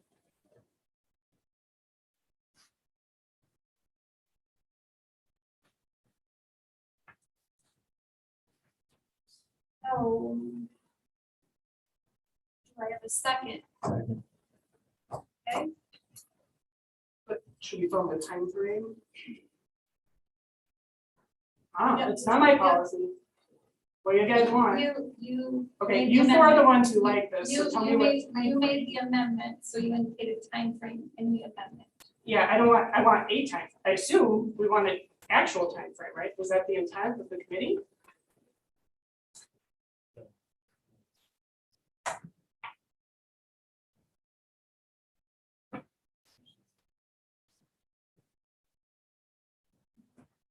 So I'm asking for, you're making an amendment to it, so I'm asking for. What was the intent of the committee there? I guess would be my What- question, and I will put that in my amendment. Because I don't know, I don't want to suggest something and have y'all, I mean, I will be here all night, what y'all want? The policy, as it came forward from the committee, didn't have a time frame because the existing policy didn't have a time frame. Okay, We didn't take one out. It didn't exist prior. but we want one, right? I guess that's what the amendment will determine. If we want to specify by policy a time frame. Prior to the next implementation. Right, but like, do you want changes to come to us 6 months prior, a month prior, 8 months prior? What will you guys approve? If you're making amendments, so whatever your amendment would say.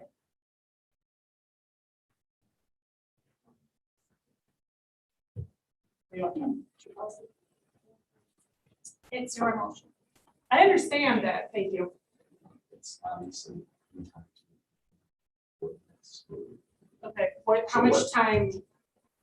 Yeah, Okay, we didn't have one on it before, so we. okay, but it looks like we want one. It's like, you want one? I No, think it it's- said time frame. I think it's. Yeah, you- That's how the policy. Okay, That's what I'm saying. I mean, we can take it out, we can take time frame out and just say prior to implementation. I don't know. There you go. Take- I think that's acceptable. Take out the time frame. Okay, Yes. all right. Yep. Take out the So the last, prior to the its last two implementation. sentences of my amendment and take out the parent time frame.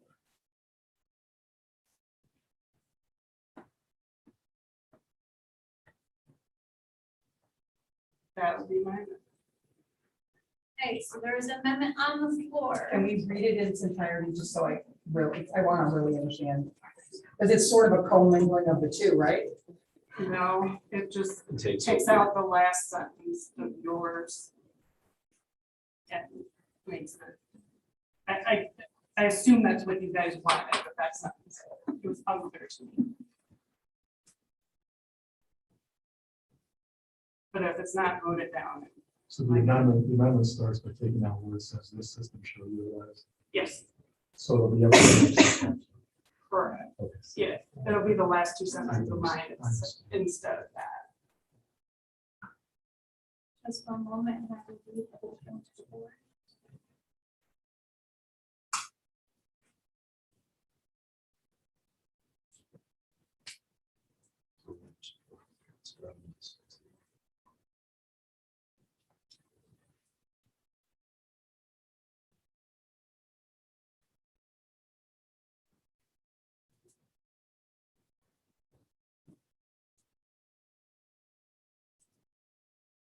So, So. So- Go ahead. so there is a So motion, this sentence. there is a Because I don't motion think it on the makes floor. sense. And just replace it.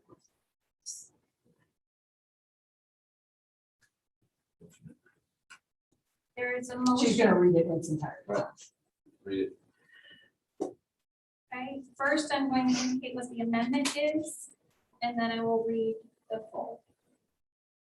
So there is a motion on the floor from member Mayville, seconded by member Herrera, to amend the revisions to existing board education policy 6280 grading and promotion as presented, to amend it to the amendment including this system shall utilize common grading philosophies and practices for grading and reporting academic achievement to students and their parents, guardians. Any proposed changes shall be presented to the board for approval prior to their implementation. Is that correct? Okay, I will read the entire, that is the amendment. So it is so she has made the motion to amend the motion on the floor, so we would approve the amendment. Should the amendment pass? Then we vote on the whole thing. Correct. Okay. Roll call, please. Ms. Mayville. Aye. Mr. Herrera. Aye. Mr. Booker. Aye. Mrs. Hauk. Aye. Mrs. Whitcomb. Aye. Mr. Zicker. Aye. Mrs. Reed Nemick. Aye. Motion for amendment passes.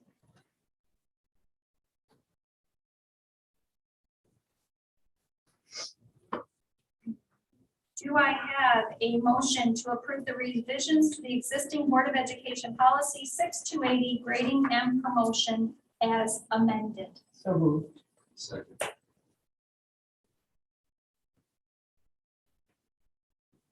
Member Whitcomb made the motion, and Member Cooper seconded the motion to approve the revisions of existing Board of Education policy 6280 grading and promotion as amended. Roll call, please. Mrs. Whitcomb. Aye. Mr. Booker. Aye. Ms. Mayville. No.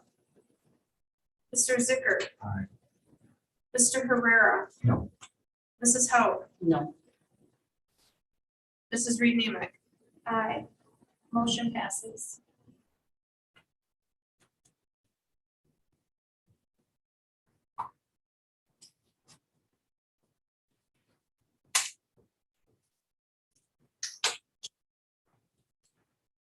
Moving on to board discussion. The following discussion items will be coming up for further review and or possible action in the future.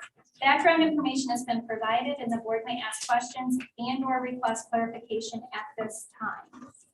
Return to school plans 2021-2022 school year.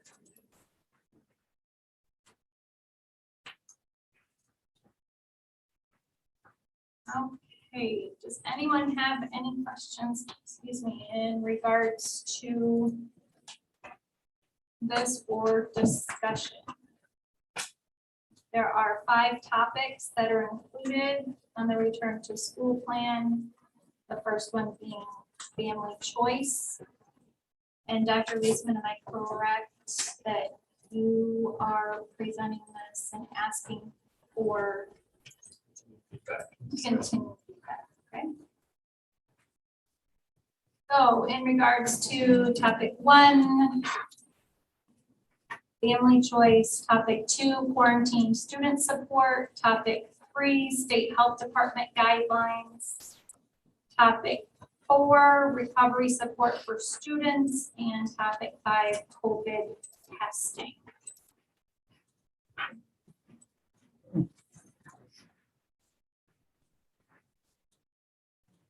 Will this come back to the board for a vote before school starts? We could definitely do that if that's the board preference. That would be my preference. Yeah, well, we don't have final guidance yet, right? I think we have a lot of input. And thank you to everyone who did provide input. But we're still getting guidance on a daily basis, right? From both insurance vendors as well as from our legal representation that says, you know, kind of where this is all going to shake out. And I think that there's a lot of,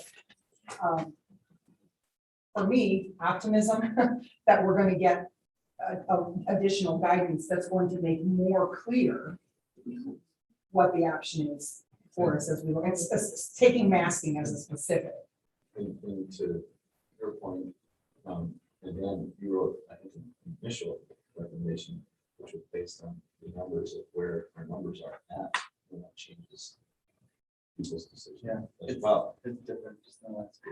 which, you know. and that- Right, Right. that but we change- don't have to vote on this. I Correct, believe, we don't have to vote on it, but I think that's Right. an important For us to factor vote. in it, and then, and it's, and, you know, it's a tough one, but I'll say to, I don't remember exactly said it. It's crazy that the focus in all these school districts are on this, because it has to be. But literally like 2 months ago, my son plays basketball, and if you saw in the news, Rockford had a humongous, you know, invitational basketball tournament. Every team, almost in Nick 10 was there with all their coaches and all their families and people from all these other states and coaches from everywhere. And it was packed. And if there was ever a super spreader, it was it. If they were there, and it was in the normal, you know, world as it is, with all the same people that are gonna follow under these rules. So if everybody's doing it on a weekend, we're gonna come on Monday and do something.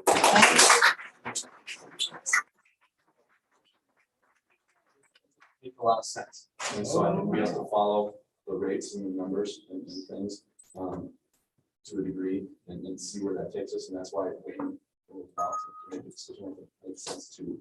But I mean, that's the world we're all kind of in right now.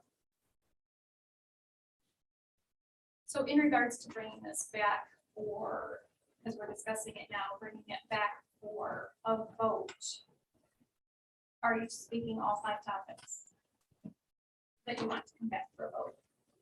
Since they're all included in the return to school. I assume the plan is. I think we're back with one similar to- It would address these 5 areas. We don't really, in these 5 areas, we haven't specifically addressed all of the health procedures that we have in our plans, so we can be more specific in future planning. So are you talking about doing something that would be almost like a reopen plan like you did last year? That's how I'm interpreting. Is that what you're asking for, Carla, that the plan as a whole would come back and that you would see? I think we should. We did last year. Otherwise, it's stay undecided. And I think this is where he needs to have the input.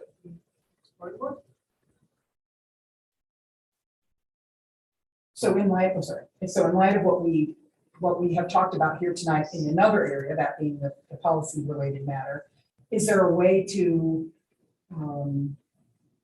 disaggregate each and have each of them be, I'm just concerned that there might be portions of the plan that could be, you know, voted through. And is there a way to separate them into, is that something to consider? That, right, that it'd be as a whole, or that we have something that we talked about other mitigation methods, masking. I'm just asking if there's a way to do that. Maybe there isn't. So that you could be voting on one, you know, quarantining to me, and whether or not we use Kelly services and at what rate might be an easy one for there to be little discussion about. It might be easily resolved and voted on, you know, go through. In those rare instances, we hope, where quarantine might be necessary in next year. But masking or social distancing or, you know, some of the other, you know, areas might be lengthier in discussion and or modification. I don't know. Just a thought. I also think a couple of the topics kind of roll over into our Esser funding. And I know that Mr. Zicker had indicated that that's something that we'll be discussing as well tonight. So I don't know if the discussions regarding Esser would filter back into the recovery support for students or change that in any way as well. So that might be a consideration as well as how it's divided, that maybe what's under Esser is under Esser and Sure. what is. As far as, and maybe the items that are specific to reopening, Probably the mitigation factors would be the most of most interest to board members, I assume, in the community. Obviously, masking is a priority for the community. Testing, student testing, having some changes on the requirements for that, and so it'd probably be a good idea for the board to share thoughts on masking, as well as screening testing. Most likely, my recommendation to the board between now and the vote would be highly reliant on what your board attorney and what the insurance company recommends, which is likely going to be to as much as possible follow state guidelines on masking. What it seems like they're saying right now is some degree of enforcement for requiring masking for elementary school students. And requiring students to be vaccinated. No. Excuse me, I need your comments, please, thank you. Please, come on. So that's gonna be what. Masks optional across the board. Right. And so that's probably what your board attorney and the insurance department is going to. So I would likely follow that.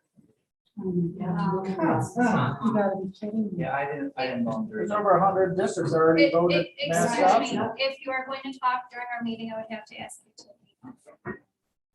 Thank you.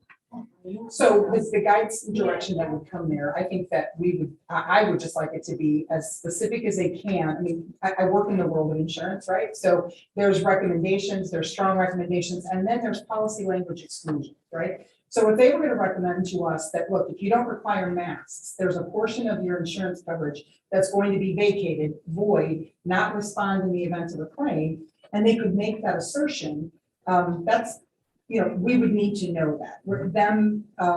Because this same consortium, right, the same group or pool that we buy from, many other districts are buying their insurance through the same pool. And so if those districts are are receiving the same recommendation and yet still in the autonomy of their individual district, making a different decision, we want to make sure that there's no policy language exclusion.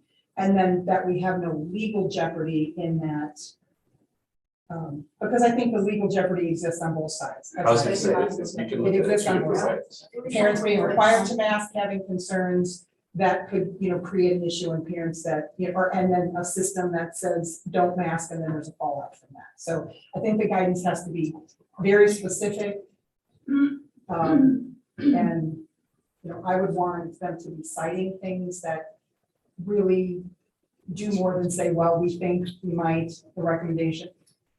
But there would be very specific language they could provide that's driving the recommendation. Sure. If it's gonna be. And maybe Dr. Brown can chime in on this a little bit more. So right now, the direction we're getting from them is, I don't know if this is specific as you'd like, but they're telling us that it would disregard the guidance from IDPH, FRISB, and CDC.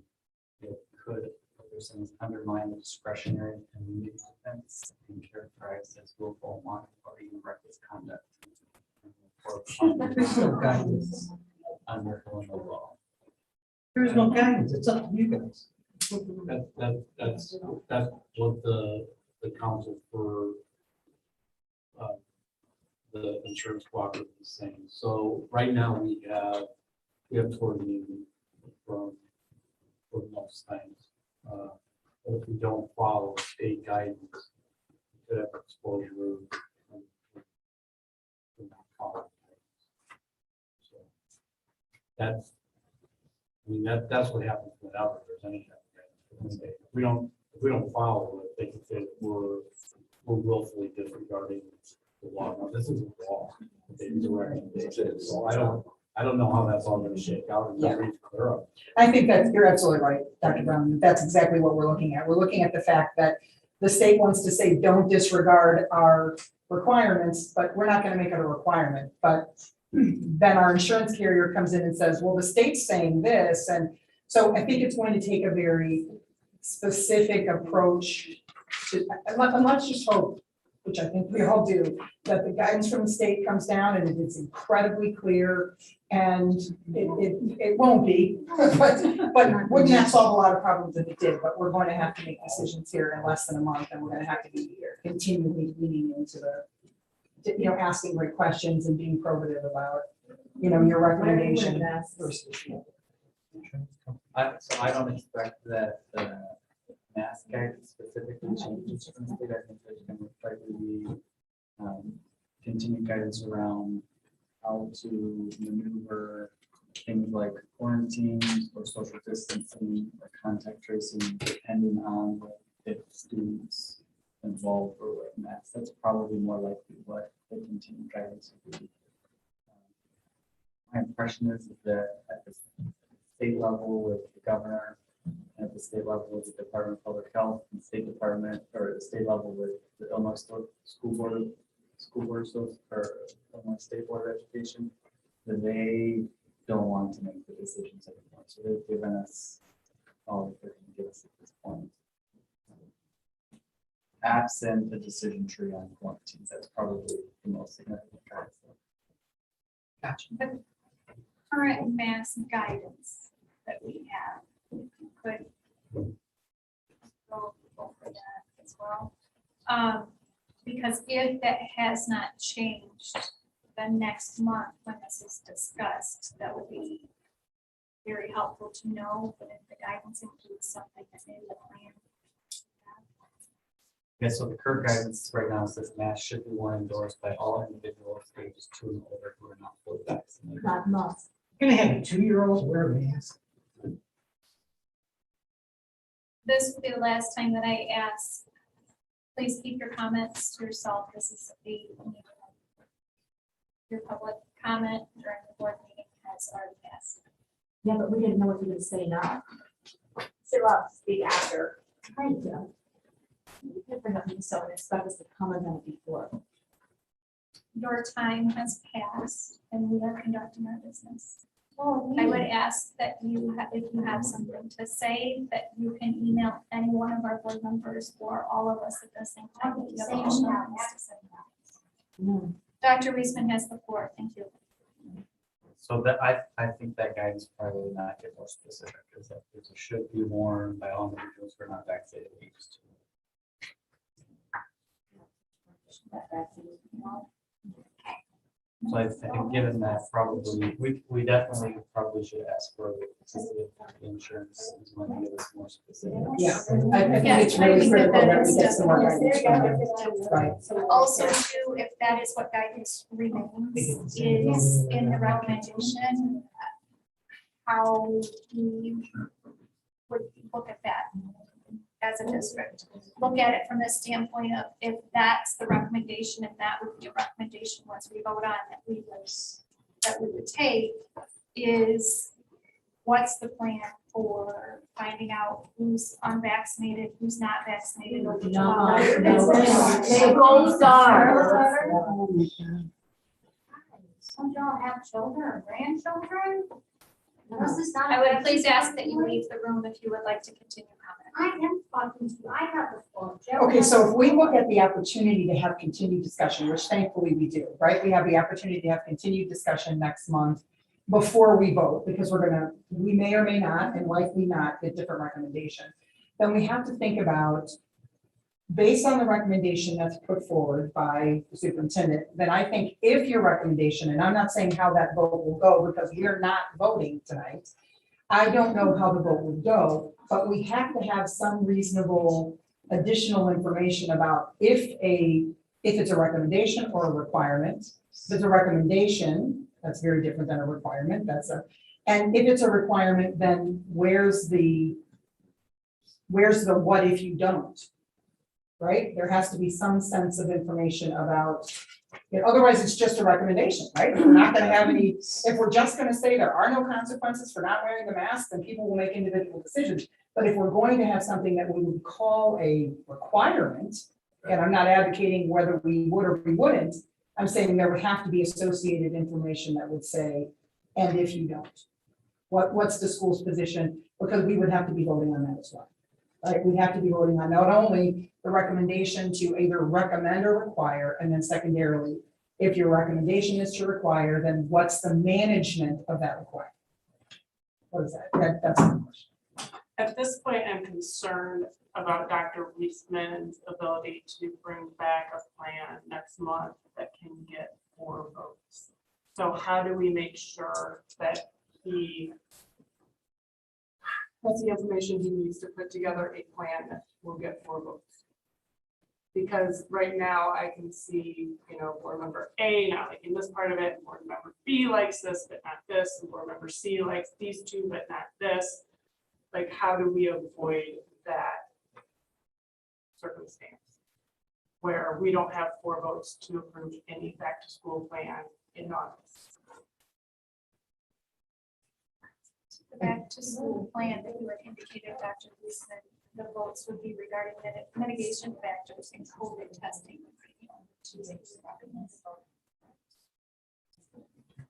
Well, I don't want to hang him out there on asking, Right, that's why I think you tie it to numbers. Okay, but I like, can do again, that. like, he's gonna say, here's the plan. Okay, I want to make sure that whatever he presents us with, we have 4 votes to pass it. Do you get what I'm saying? Okay, how do we accomplish that? I think part of the problem is now today, I agree with you philosophically. I'm not saying I wouldn't have either, but the problem now is without having a lot of the information now, knowing some of the ones that we have questions for them on is, what's our liability, what's the statement, what legal recourse do we have?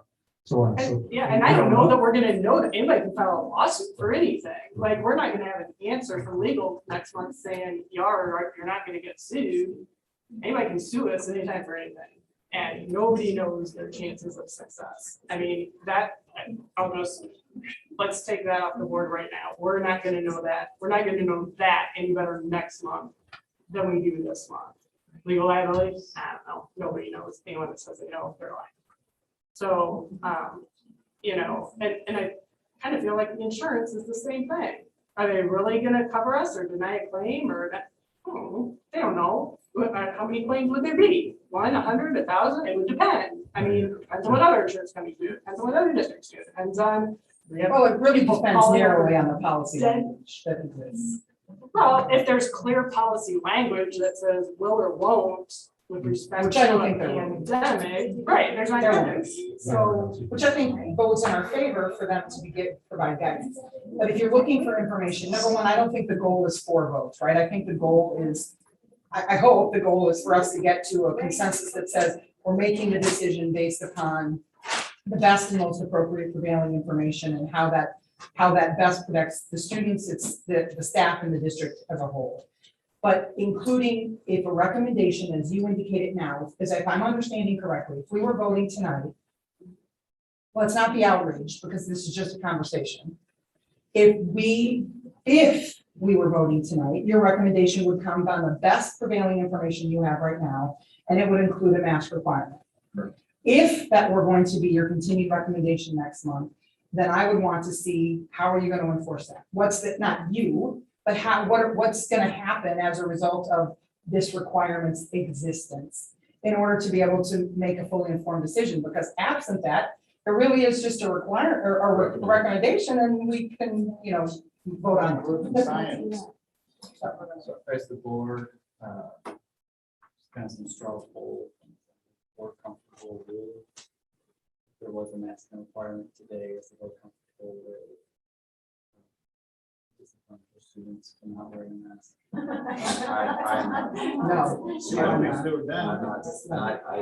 I would be endorsed. This is another complex thing. You gotta really. But I mean, there's other board members, others who didn't speak, so it's not just the 3. I would not.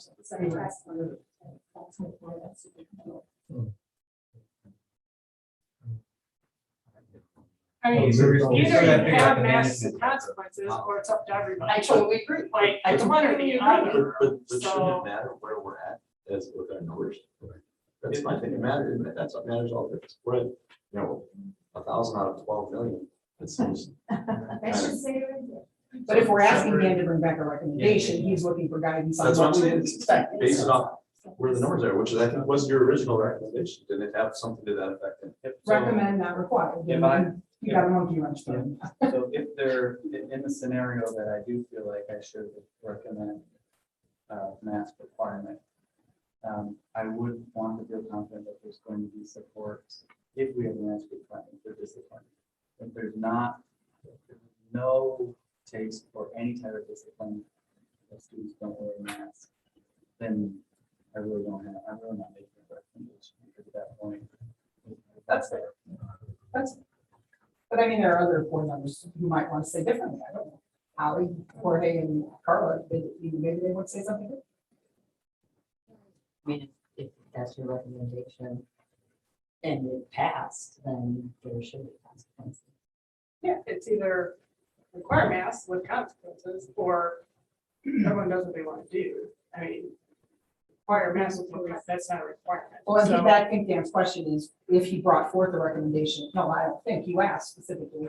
If you brought forth a recommendation that included consequences for masking, would you be in support of discipline for not masking? That's the question he's asking. Yeah, otherwise it's just Right. voluntary. And my answer would be, depending on the numbers and what the situations that determines. Given the scenario that you and I agree that masking should be required, do you support? Honestly, if we get to that point, the state's probably going to mandate something different. They're never I don't gonna think make so. masks again. Then why would you?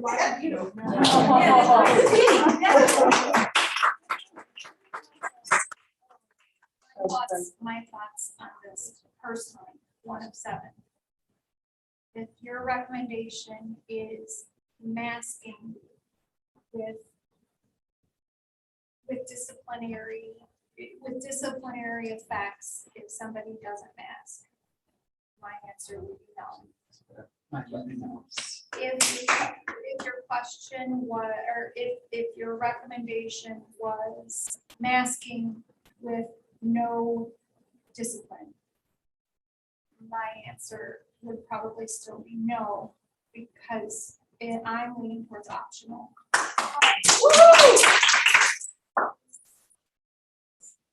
But it also, we are still hanging out there with legal. We've got Illinois tort over here that could make a difference, or possibly we are also in CLIC, which is how many school districts that we are in with. And if it comes to the point where they say in order to be in this, everyone has to do this way because we are all under the same insurance policy, then that could change my answer. Get a new insurance company. And we need them to weigh in. I think we need them to weigh in. And are you in any jeopardy of, an absence of coverage or a loss or removal from the buying pool? I think their answer is no. If you locked it in, you're probably in. I don't think it would, I don't know if it would make sense for the administration to propose a rule that we don't see. Consequences. It's just the same. Optional. Right. And that's the way that I mean, personally, again, one person, that's the way that I see it. That if we have a policy that doesn't police it, or to wear masks and doesn't police it, is the same as optional.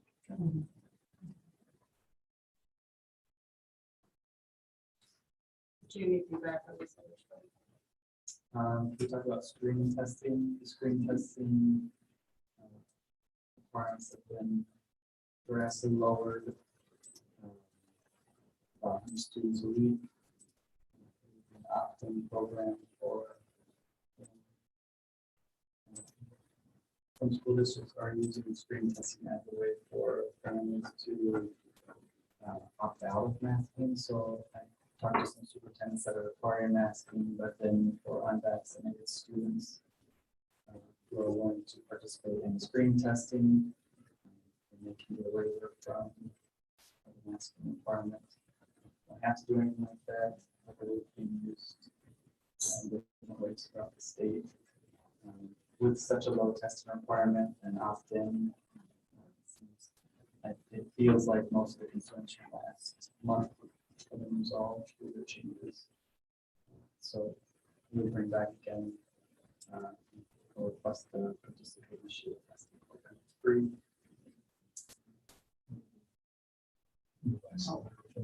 Yeah, it's a saliva test. It's been vial. Are we aware of any penalty or cost if we don't meet the minimum requirement of 100 of vaccinated students? It's just it's a commitment. There's a chance they charge us for the test. For the test that we had already done or the test that we were going to?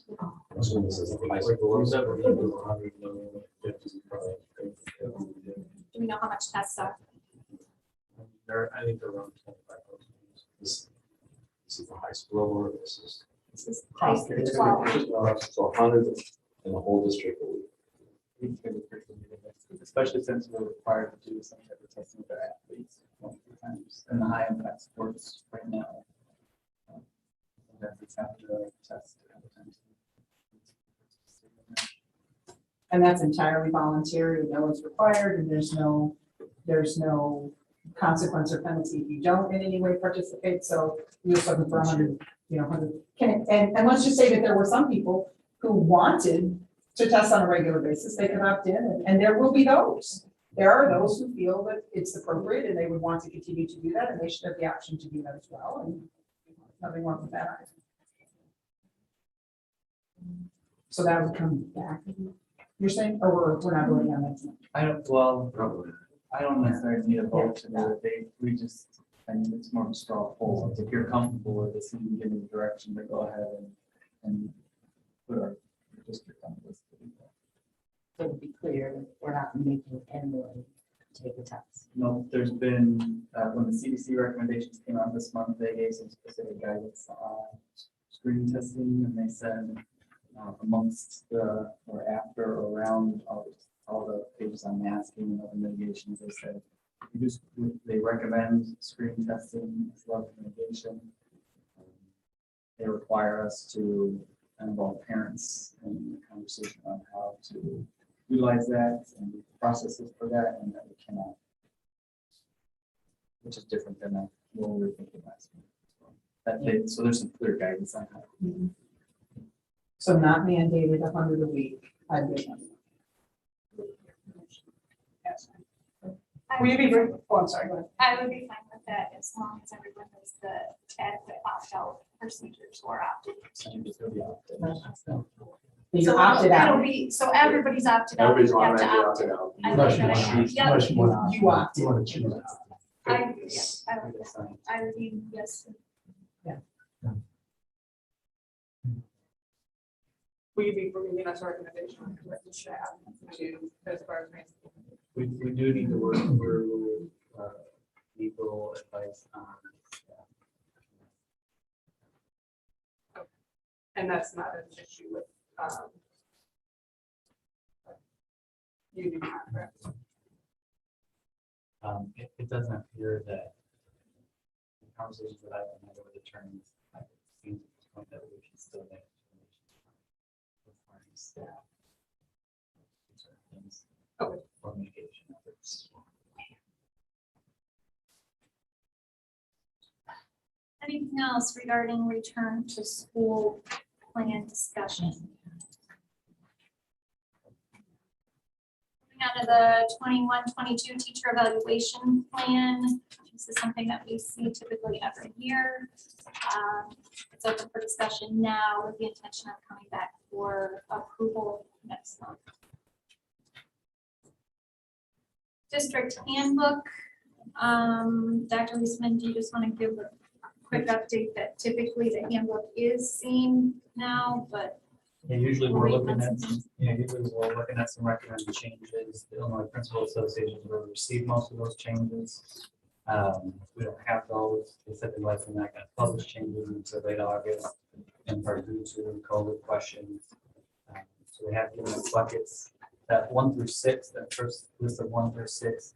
These are, because they gave us these already, these are primarily going to be, I assume, they're primarily going to be policy change specific, tweaks. And then the additional changes, 1 through 5, there are things that have come up at this point, either from board member recommendations or suggestions or questions. We'll start that progress is in August. The administrators they return, but maybe not. And IPA recommendations we may not have final changes until late August or September. Next, Esser Funding.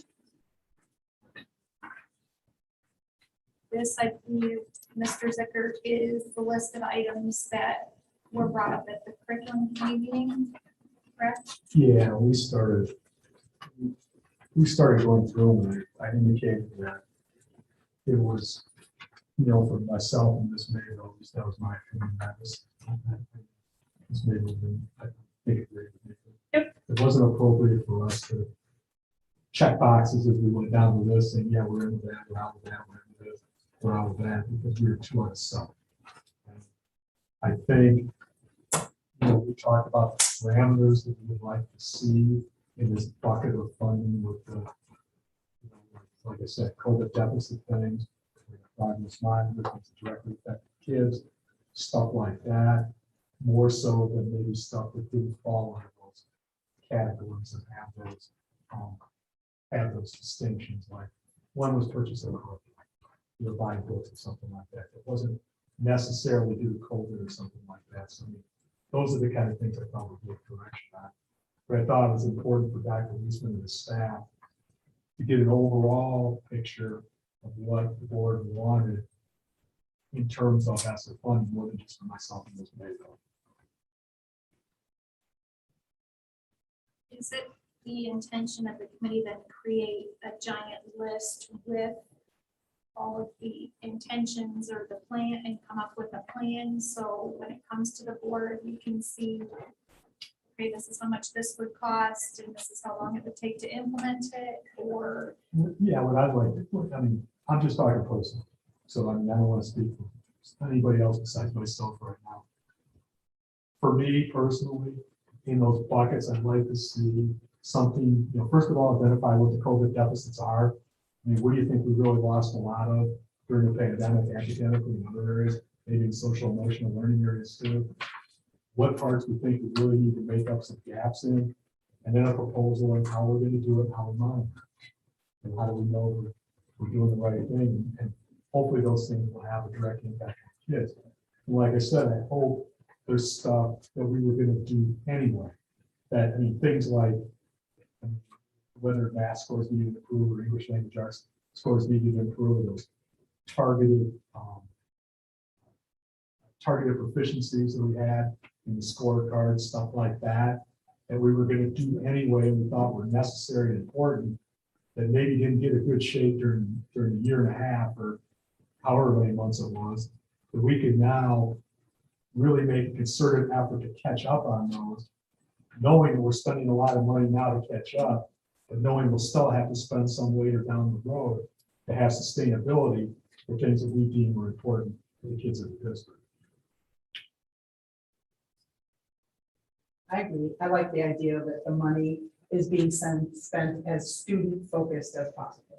And that the dollars are directed to the largest amount possible toward the specific recovery of credits if necessary, or the, and then there's lots of other subtle things there under social and emotional. I'm sure that there's a lot of things for students coming back after having been gone for the, over a school year in some cases, that we have the ability to capitalize on a very student-centered approach to the spending of dollars. So however your committee brings things forward, I'll be interested to, really take a look at, the work that you guys do. And I appreciate that you're willing to do it at the committee level so that we can sort of have identified buckets, if you will, and what the proposed or at least theorized cost would be. Same, we talked about it. I think it was just the fairness of the administration, maybe we didn't know what kind of bucket we were looking at, what kind of things that we thought, general areas that we thought. they should be Direct contact gaps and deficiencies. Are we on budget with the spending that we've done so far for summer school? Do we, I mean, maybe it's too early, not. Maybe not. No, we need to allocate A lot more. Spent $200,000 for the first 3 weeks, just on instruction. That is for the busing, which is like $100,000.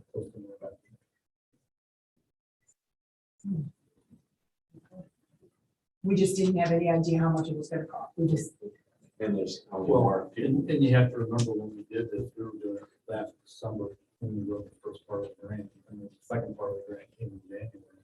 At that point, we didn't make it back in school. And so these were really just guesses about what product might cost. And then when the plan actually got developed, we realized we were far short. All we need to do is reallocate money within these things. It's not that we can't do that, we can't, but, you know, we took a shot at this, it was one. were we off because we had much greater participation than we anticipated that we might have? No, I think we just had a much more robust program.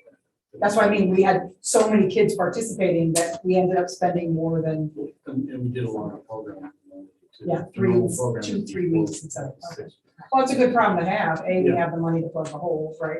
And B, we had a lot of kids capitalize on the offerings that were made available. So that's a good thing. Yeah, I think that was a Good problem. problem. When we talked about this a couple of weeks ago, is that looking at what happened, let's just say in summer school, we underestimated what we think, which is fine, that's not a big deal. But I think when we look at the Esser funding now, instead of trying to spend all that money right now and say we can do A through J or A through M or whatever, that we need to prioritize what are the first things we need to get done no matter what. What are the most important things to do? Figure out and close to how much that's going to cost us. So we don't do the other ones down the road that we were really passed on if we knew we had to really spend more on stuff we really prioritized. So I think that was something that we talked about. So in regards for like important things to do, and looking at fiscally where we can put our money, I would like to see measurable goals, but then also how are we going to, so we have a goal, but then what metrics are we using and how often are we checking to make sure that we're meeting that goal? Because I don't think anybody would disagree that COVID created academic gaps, social emotional gaps, but also to have an idea of what those gaps that we're trying to close are. You know, otherwise it just becomes a scatter plot of we hope we catch some kids here and there. But then, you know, materials and staffing needs that can, you know, maybe create that may be a priority issue as well, because if we have staffing needs, we're obviously got to jump on that and get those done as well. So I don't know, for me, I think when I look at something, I like to see like the big picture. I'm a spreadsheet type person, so this is where we're looking at it. This is how much money we think that it's going to be. This is the implementation timeline. This is the goal. This is how we're going to measure progress. And out of these, maybe help us determine a priority. Like we get to start with 1, 2, and 3 that show the biggest need if we have some kind of definition for what a COVID gap is.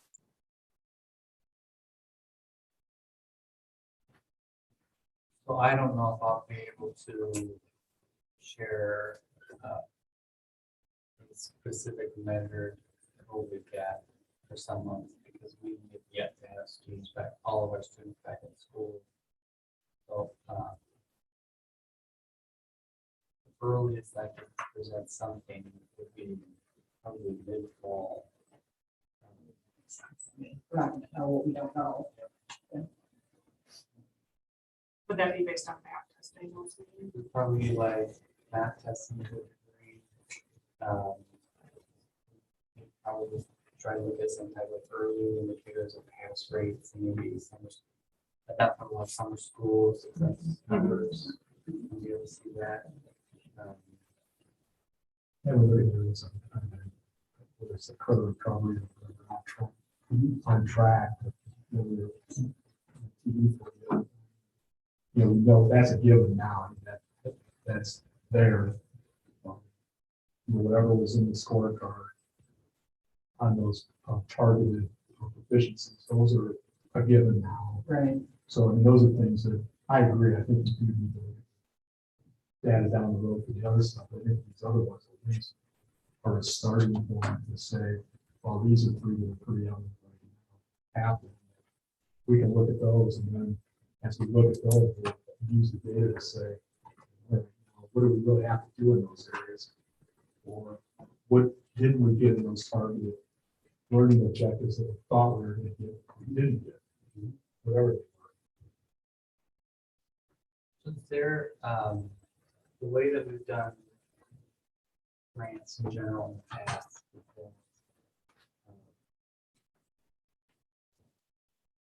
we submit, Dr. Johnson is gonna need to correct me on some part of this. We submit kind of general categories, and the board approves general categories and basic functions that the grants can serve. But as long as it's a budgeted expense, we don't have the board approve individual expenses that utilize grant money in the same ways that we don't have the board approve individual line items for expenses that just generally a general budget. We generally have budgeted for it. But is there a desire by the board to be approving individual line items or individual parts of the grant prior to any implementation of these, or are you specifically looking for measurement data as we big picture outcomes that we got? I knew what's hard to say, we don't think we were at $15 million worth of those things to choose to approve, right? And this is a whole other world. Big picture. Yeah, and so, you know, what I mean, this is a lot. So one time, deal. So,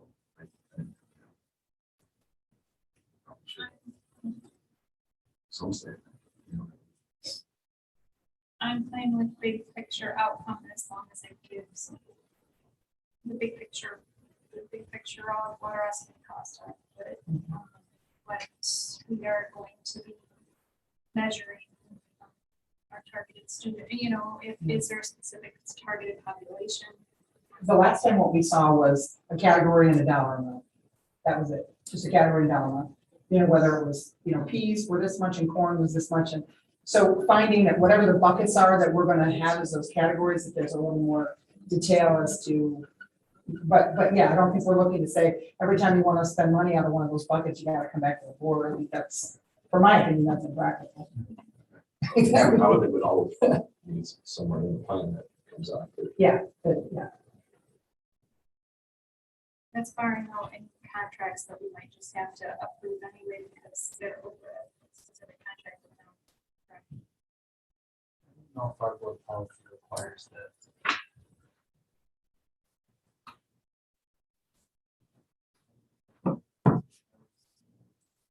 If it's a budget expense. For a contract, no. Because we do have a board policy that indicates that we have to approve any contracts over a certain amount. So I guess the question would be, do contracts in this area fit those contracts?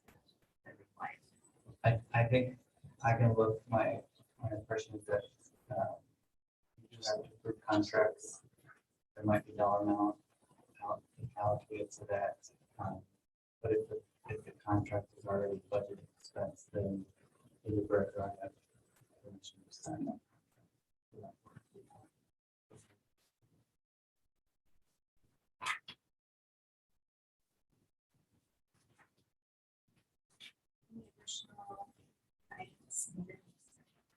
Is there, maybe this is a question for the committee, Are there any items on there, big bucket items that we should discuss when it comes up to getting ready for the school year to start, other than we have talked through before, extended school day, credit recovery, and interventions. If there are some things on that list 1 through 9, like family liaisons, health coordinator, facility improvements for air quality, manuals that should start moving on, but when school starts, would you prefer that? I take a little bit of time. I personally would like to see, when I say direct instruction, like I'm thinking face to face, like if that, things that are face to face to me. I like to give priority to, but again, I don't know. So for example, if you were asking continued expanded summer school offerings, to me would be a face-to-face direct intervention. Yep. Facility improvements, including air quality, to me, be indirect. Student. But again, Things like family liaisons, the health coordinator position, online tutoring, curriculum purchases. Am I able to move forward on those between now and the start of the school year? Or until after we have board can go through?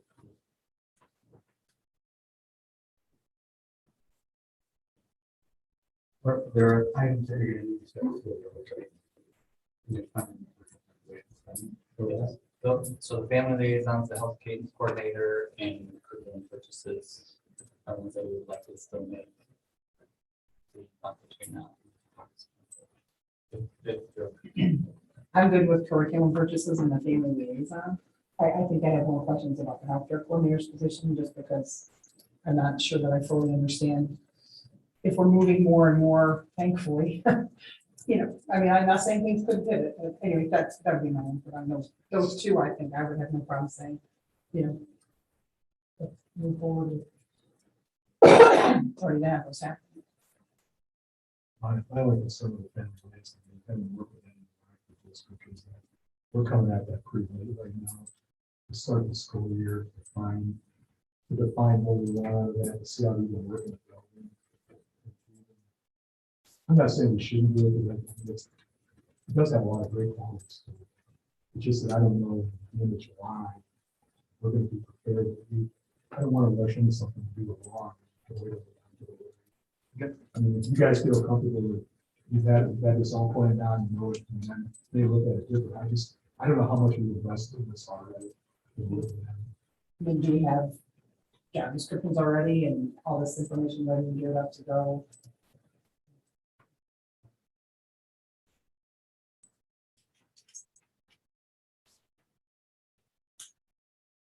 I think at some point, we have to raise the grant so that grant then would have access to the funding. So that's what we have to consider too with the buckets, is that has an approval process. Before we've access. So that's a pretty simple. So until we get some definition, we really can't, we just have to stay with it. So we really can't give a framework for these grants. One of the ways to further down the road we did before we started. We don't start spending money. So.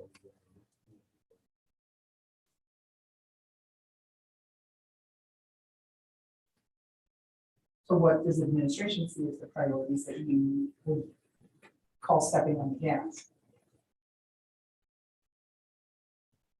Well, that's I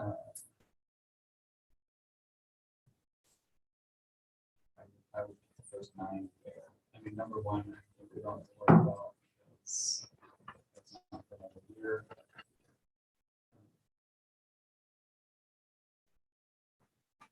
I don't, for example, if I think I Seaman's point, at some point it becomes difficult to staff and it's easier to start the year with some of these things. Liaison, Michelle, it's easier to start the year with those individuals as opposed to, you know, the time for planning is now. Setting up systems for that works best. At the start of the year as opposed to on the year start. Is there enough money in the grant to do all Yeah, I think so. She said. that? Is there enough money in the grant funding that we have to do all 9? If we started all 9 of these, do we have enough money in the grant to do all 9 all the way? And not start it and get stuck in the middle because we ran out of money. Yeah, 90 probably not too, but if that's something you want to talk on, you can reallocate those dollars, you know. I'll be honest with you, I don't know enough about 6 and 7 to know what the cost might be. But you could, I mean, big driver in Esser Funding. Number one, I mean, because I saw Rock, I know about Rock with that. How many you have, where they're allocated at, and you get 2 each to high school, 1 each to middle school, you get 2, you hire 8 of them, you hire 4 of them, you hire 2, I don't, I mean, if you hire in the elementary, I mean, you're right, till you determine that, you have absolutely no idea what your cost is gonna be. But if we pulled improvement, air quality improvement out of 2, you're saying we would move something from what this list into that spot? Or we could just take 9 off and say, no, it's really already allocated elsewhere, but we then should have enough for number 1 through 8. Or 2 through 8, really, because summer school, right, or that's future year summer school as well, right? It's not just this year. But if you're saying that 9 has already been allocated in grant 2. Right, but you can change, you can move money around. Yeah. So, But if we left it there, reasonably, do we think we could afford everything else on the list if we left air quality in 2? Yeah, I think we could afford everything on the list, including the second group, 1 through 5. I mean, you could put more money in the family liaisons and decide not to do online tutoring. I think that's more probably what it would be. Is we want to have 1 liaison, do we want to have 4? If we just do 1 liaison, it's more likely that we'll have more money to allocate towards something else. But there's definitely enough money to do something in all of those buckets. the other thing too is, and you'll see it there in Esser 3-300 M set effect. That was money that we were not expecting, and that's about $1.8 million. It just popped up last week. And that does have to be used for very specific things. And so that's where I think a lot of the extended school day and those kinds of things, because there's specific allocations for how you have to spend that money. And so, you know, that might be able to plug the gap and free up some other dollars out of Esser 2 or Esser 3 that we have to spend to set aside money for those specific things. So that might provide some ability to do some of these other things. Well, I think we got to step on the gas, we got to step on the gas. I mean, that's my opinion. If we're going to miss out on the possibility to have money, I'm all for discussion.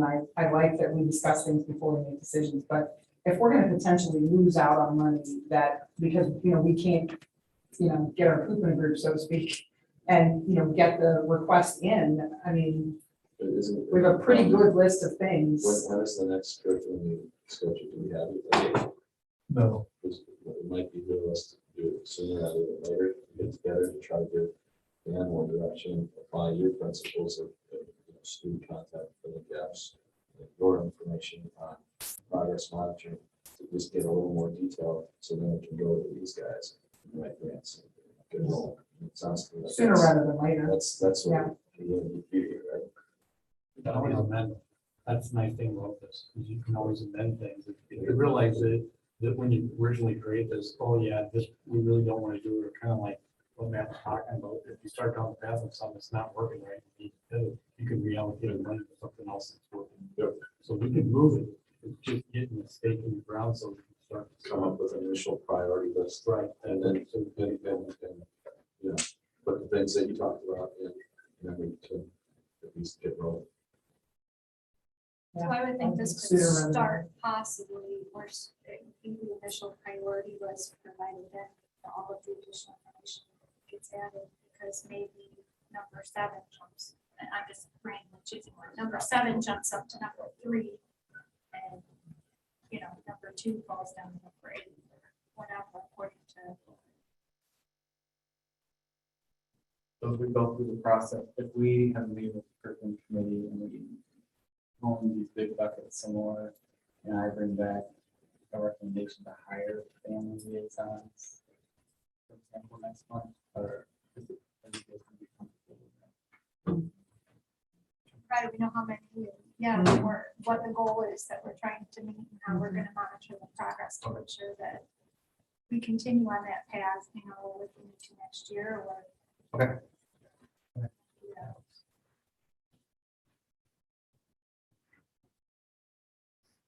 The agreement for the use of the school buildings for after-school care with Belvedere Park District. This is something that we do every year. We could do, correct me if I'm wrong, Dr. Brown, but an amendment we have done in the past that just changed dates, but that has expired. It actually, we renewed the agreement last year. We dug the agreement out. They just didn't send us a letter that they need to continue on the basis, you know, and so as you guys may know, there was some turnover over at the park district, and so that letter didn't get sent. And so they're working on just that one less letter and stuff that they make it to. So, well, I thought we were gonna have it for this. We just don't. So they're doing the planning to have it in place, because it's a huge thing for parents to have that, you know, in place for the they're planning. What they just need to plan. So that will be coming up for a vote next month, and that vote will take place before school starts. Good news is they are planning. Anybody else have any questions, comments regarding that? Next thing regarding upcoming contract renewals and reports. Okay, administrative reports, Dr. Easton.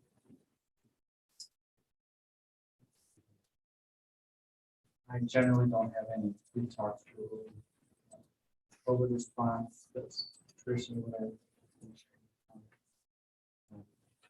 I do have attached annual reports that are required for policy for connection with community and involvement.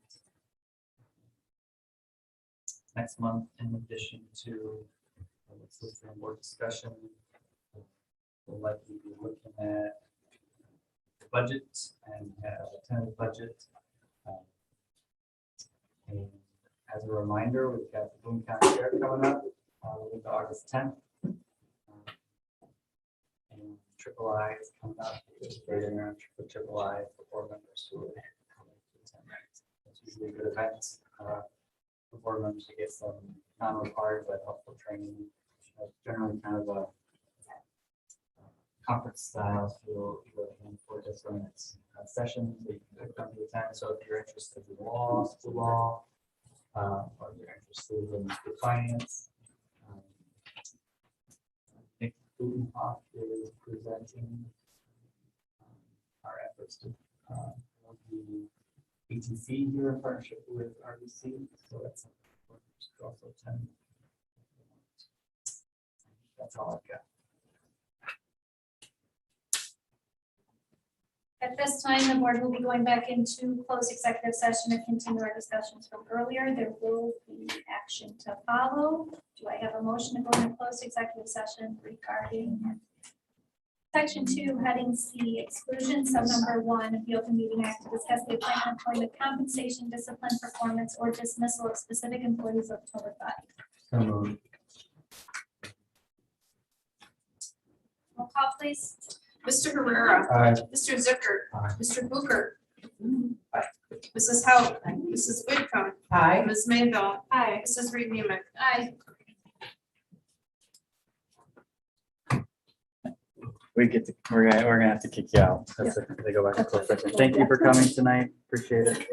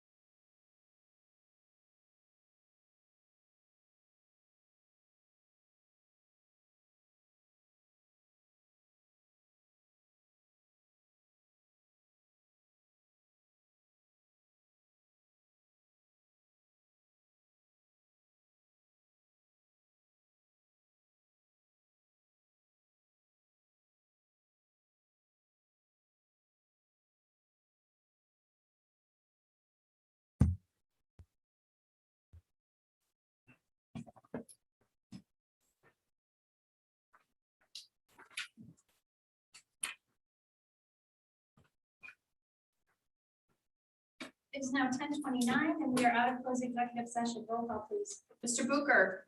Here. Mr. Herrera. Here. Mrs. Hauk. Ms. Mayville. Here. Mrs. Reed Nemick. Here. Mrs. Whitcomb. Here. Mr. Zickert. Here.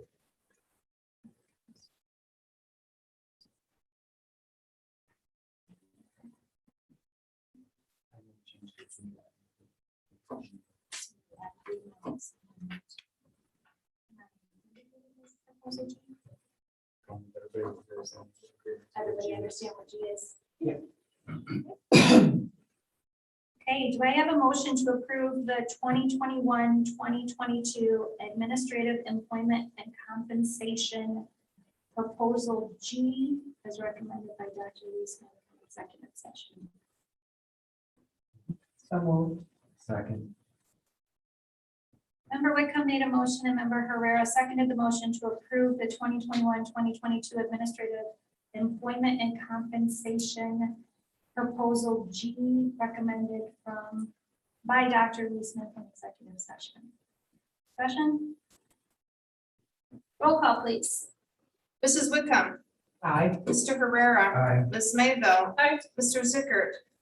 Aye. Mr. Booker. Aye. Mrs. Reed Nemick. Aye.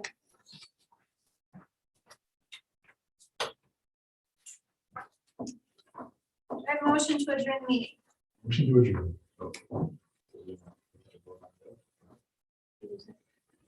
I thought we had to vote on the other portion, no, is that not- Yeah. Second. Member Zickert made the motion, and Member Whitcomb seconded the motion to adjourn. All those in favor say aye. Aye. Opposed, nay. Meeting adjourned at 10:31. Thank you, everybody. Okay, fun fact provided by Pam this month. The moon is moving an inch away from Earth every year, so somebody